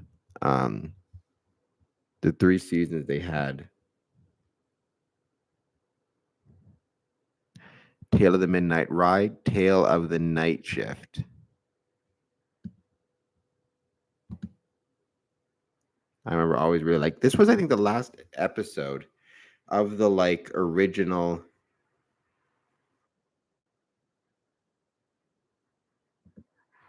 This is an advertisement. Let's see if we can skip past this because I'm not interested at all in this dream house.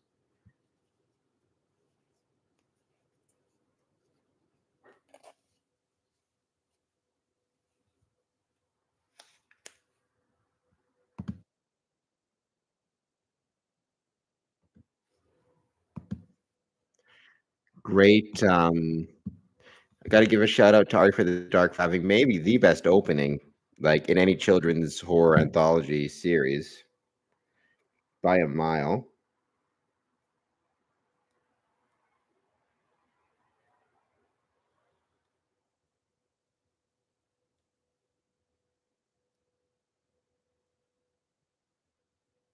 So we are watching Are You Afraid of the Dark, season 5, episode 13, The Tale of the Night Shift, which is actually on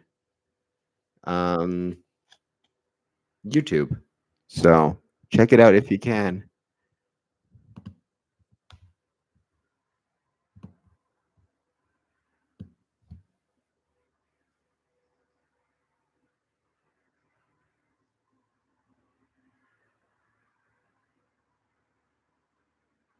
Oh, there's a message in this one about not letting yourself get so busy you forget to hang out and enjoy the good things in your life or the good things that are right in front of you.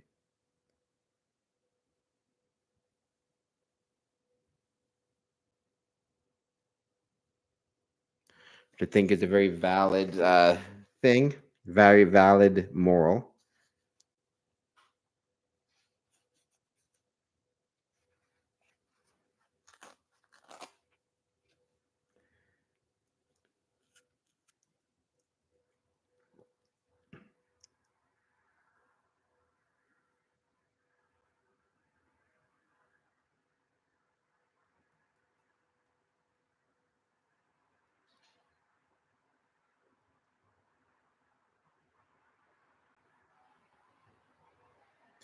The Tale of the Night Shift.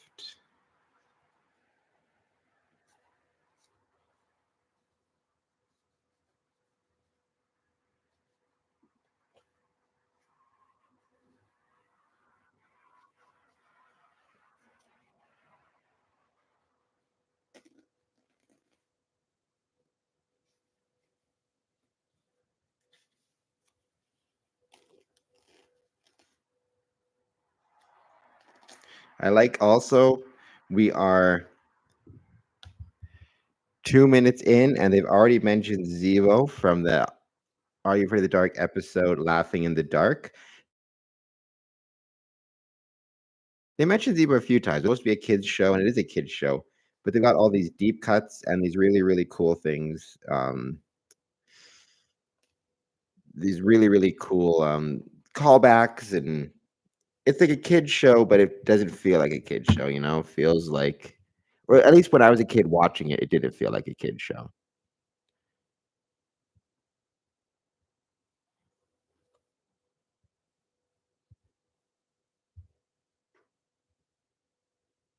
Let me give this a few more minutes, and then we may be signing off. We've had a great horror movie marathon so far, and I've loved it. But I do have some work to do tomorrow as well. You guys I'll meet my cat, which is great to see. Hope you guys enjoyed meeting my cat.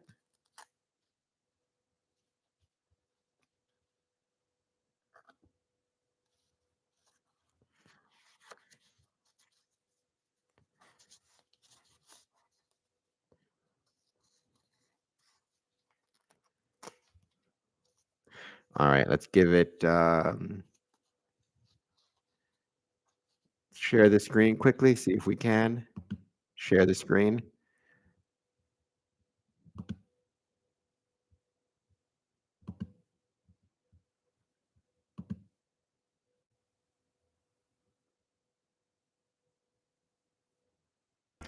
I remember this part coming up here, if it lets me share the screen, absolutely terrified me as a kid. It was a great jump scare.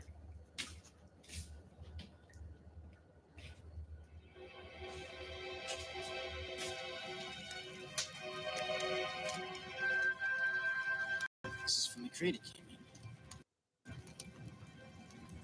in. How did it I get? feel it. Come here. I want to show you something. See if it's letting me share the screen.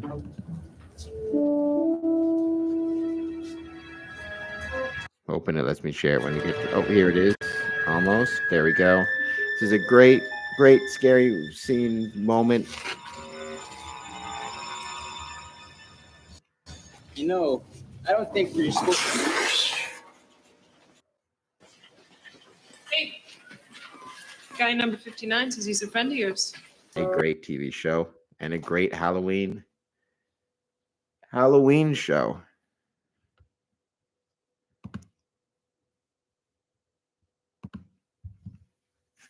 Another advertisement. Wait to see that one be finished. But I used to love Are You Afraid of the Dark? I remember watching it all the time when I was a kid. I think it was out in like 1991, so it would have been 7 or 8. It was maybe where my love of scary movies actually started. Who knows?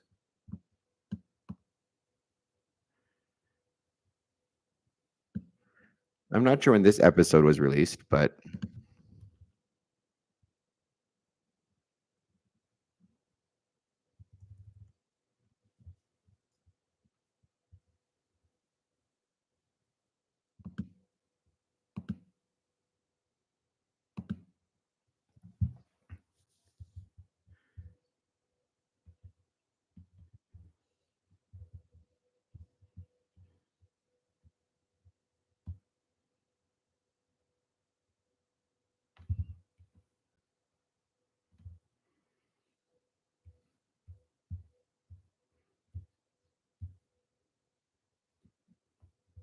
if you're watching us and enjoying this live stream for the first time, if you can hit the like button and subscribe button, that'd be very helpful and much appreciated. We're having a Halloween midnight horror movie marathon. We watched Scream from 1996, followed by Practical Magic from 1998, and now we are watching Are You Afraid of the Dark? Season 5, episode 13, Tale of the Night Shift, which is a episode I always really loved. I thought it might be kind of fun to do this. I'm not sure how much longer we'll keep this going. And we may be ending this pretty soon, but it's been a lot of fun. Nothing's but nothing's better than hanging out late at night watching scary movies on Halloween, in my opinion, because I love Halloween. I love Halloween. I love horror movies. I love all this stuff. I love anything scary. If you are just joining the chat for the first time, jump in the chat or the live stream, jump in the chat, say hello. Let me know if you have seen any of the films we talked about or media we talked about, what your thoughts are as to them, and anything you want to talk about. Normally on my other channel, my main YouTube channel, I talk about horror, I talk about Freemasonry. I may do a live stream tomorrow to chat about Freemasonry. If not, if you have any questions about that as well, go ahead by all means.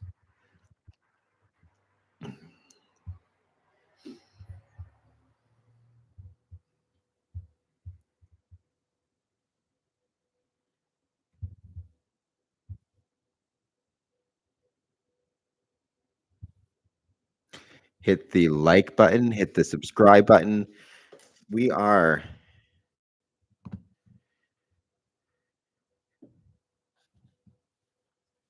8 minutes and 19 seconds in to Are You Afraid of the Dark, Season 5, Episode 13, Tale of the Night Shift.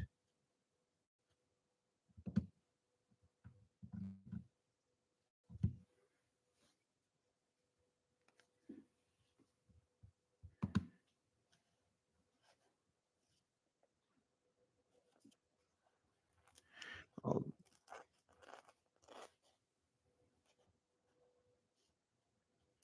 also, I want to point out, I think the acting in this for like a kid show, the acting in this was really, really good as well. So, um, Are You Afraid of the Dark? I feel like it's going through a bit of a renaissance because it had a renewal in 2019. I think for a long time though, it didn't get the attention or the appreciation it deserved for really some really great episodes. Ah, so Courtney, you remember that as well, not just me. I think we both probably loved it. A lot of people in my remember watching it with some good friends of mine, like Tyson and Ryan. We would always kind of watch it at night because it was always on at night. I remember I was lucky enough once I got a babysitter who let me stay up past my bedtime. My bedtime was at 9 o'clock, and Eye for the Dark was on at 9:30. So she let me stay up past my bedtime to watch it. So I forget the babysitter's name, but I always do appreciate that very much. So thank you to that babysitter many, many moons ago.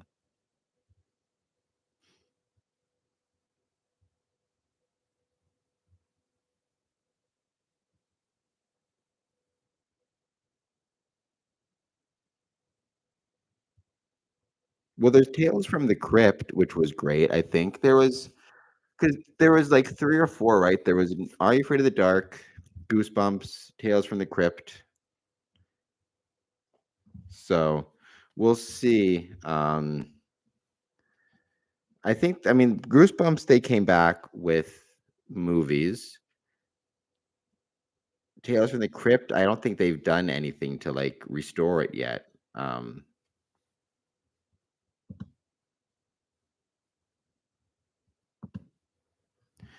I wonder if they ever will remake Tales of the Crypt, or they do it so often. It seems remake things so often. I'm surprised nobody's thought to do it.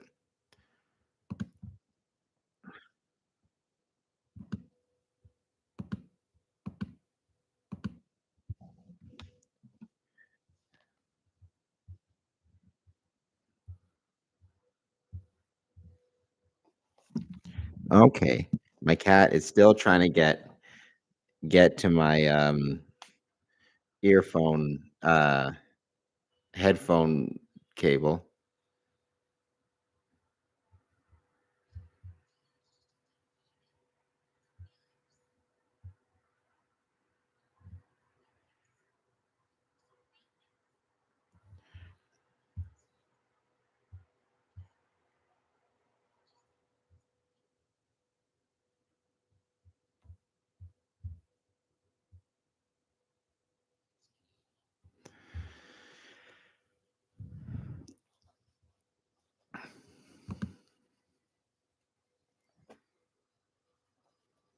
We are at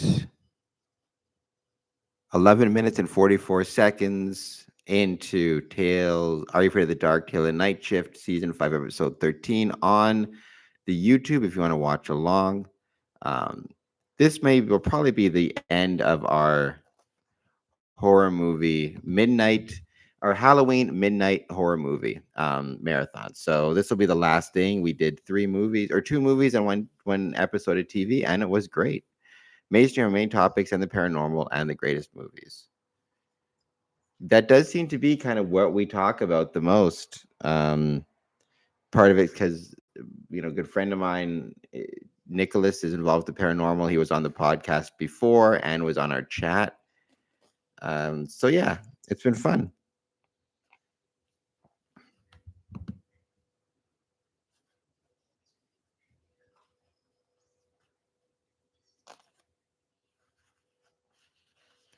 And here at 12:50, we get Felix in.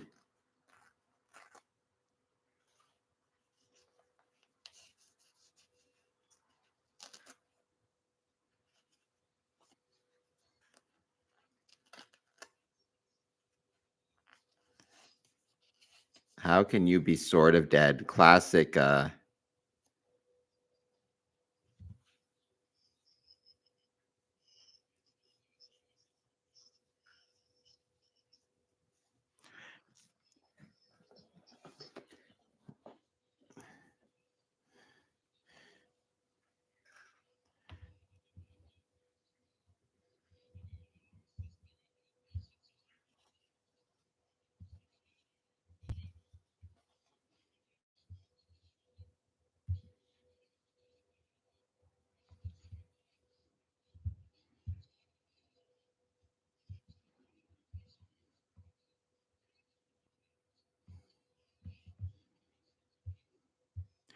If you're still here, you're just joining us, we are doing a horror movie marathon Halloween live stream, if that's what you want to call it, or at least movies or just horror or scary genre.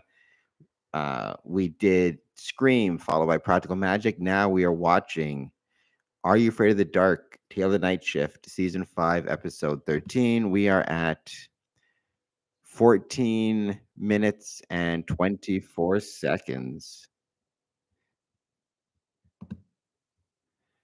And it's been a lot of fun. And thank you so much, everybody who's jumped on and taken part. Courtney, Nicholas. I know some people came on and didn't jump in the chat, but we still appreciated you just watching and hanging out with us. It's been a lot of fun. It's 4 a.m. We started this at midnight because it's Halloween. So if you're going to do anything on Halloween, it should be at midnight, in my humble opinion.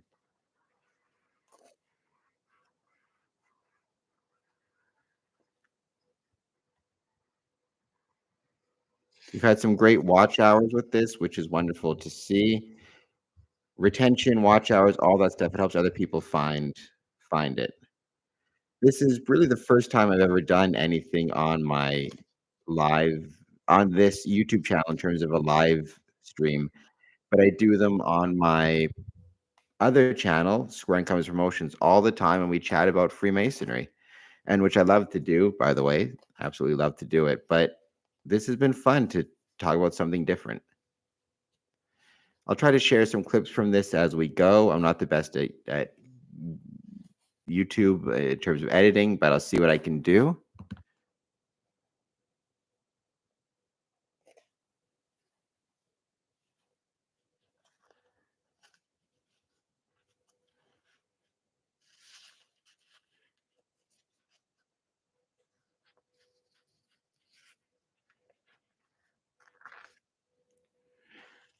We're about to meet our villain in Tale of the Night Shift.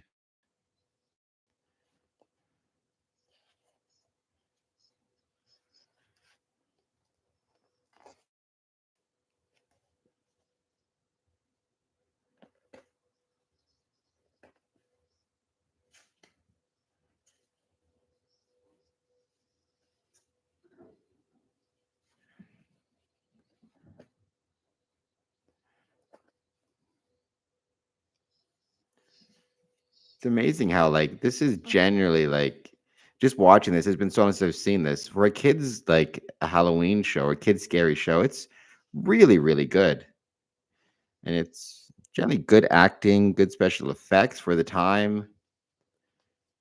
Maybe it's because it's 4 a.m. and I'm very tired, but I think that this is very, very impressive.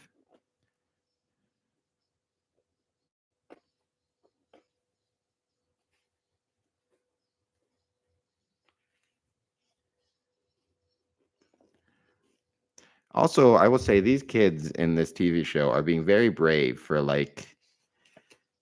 if I was with 16, 17 and dealing with a vampire infestation in my hospital,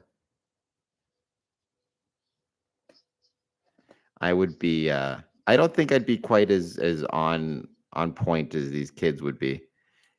So that's quite impressive in my humble opinion.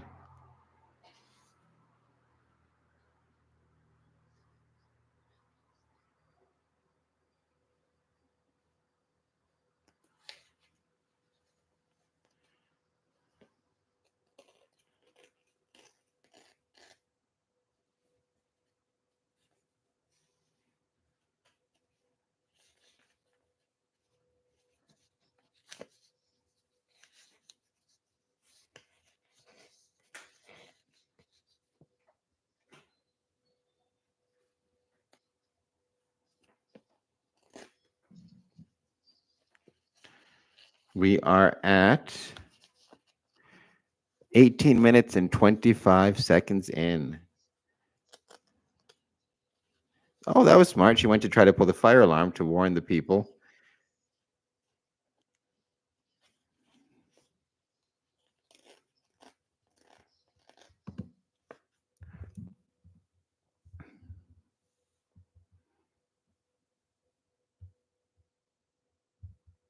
The main villain in this TV show is really, really good too. She's super creepy.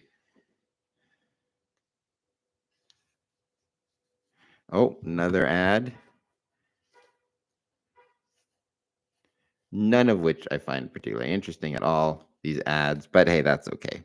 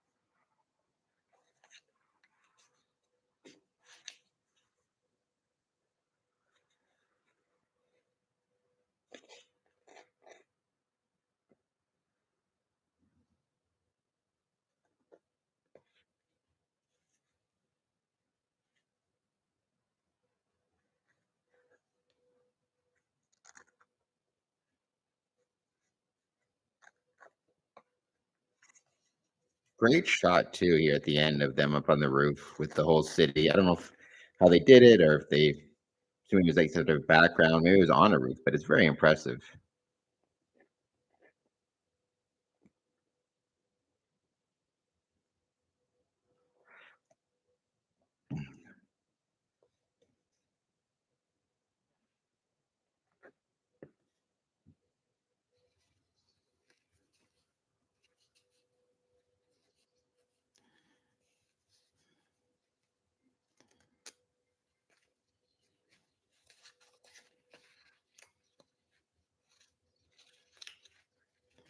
This is I remember watching this as a kid. It's great watching it again so many years later. Just thinking about watching Eye for the Dark as a kid. Very different time in my life back then, but it's kind of fun to watch it and think back.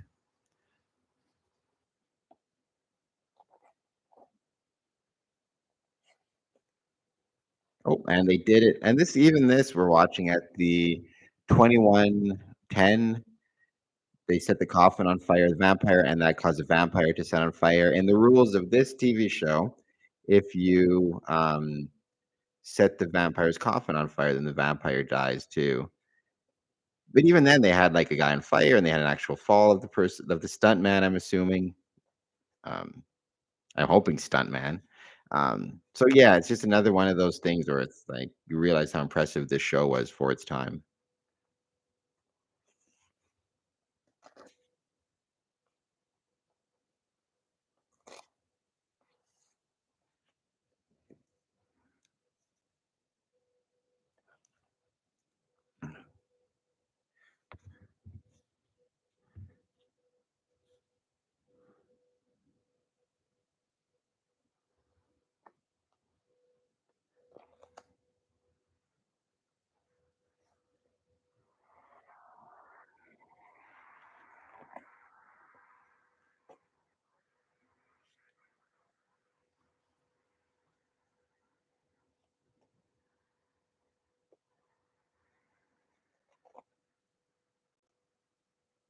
But as always should be, a very happy ending.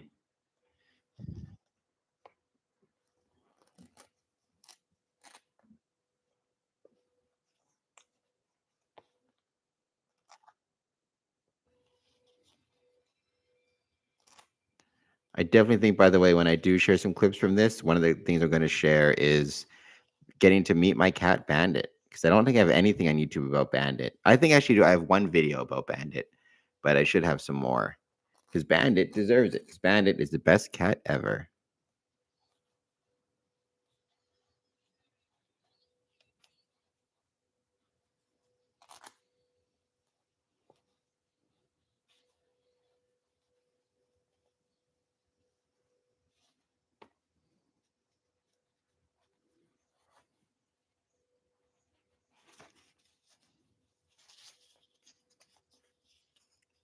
Sam from Eye for the Dark. I think every kid my who watched it with me had a crush on her. I know I certainly did. So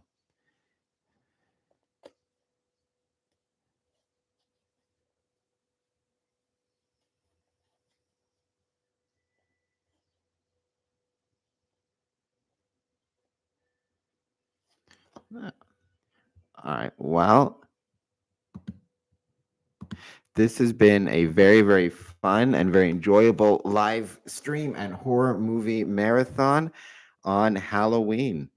Started with Scream, went on to Practical Magic, and then went on to Are You Afraid of the Dark, which are three different yet each in their own way wonderful pieces of scary movie media and just horror and all that fun stuff to watch on Halloween. So with that, I think we're going to end this stream. I love Halloween. I love being up late. I love midnight, and I love scary movies, and I love my friends. And I got to hang out with some of y'all tonight. So thank you so much.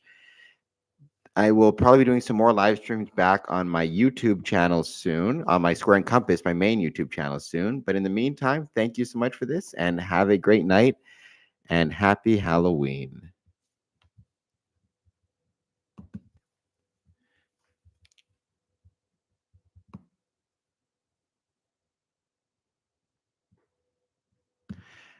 I agree, Courtney. I also missed those things as well. So hopefully we got to have that a little bit tonight.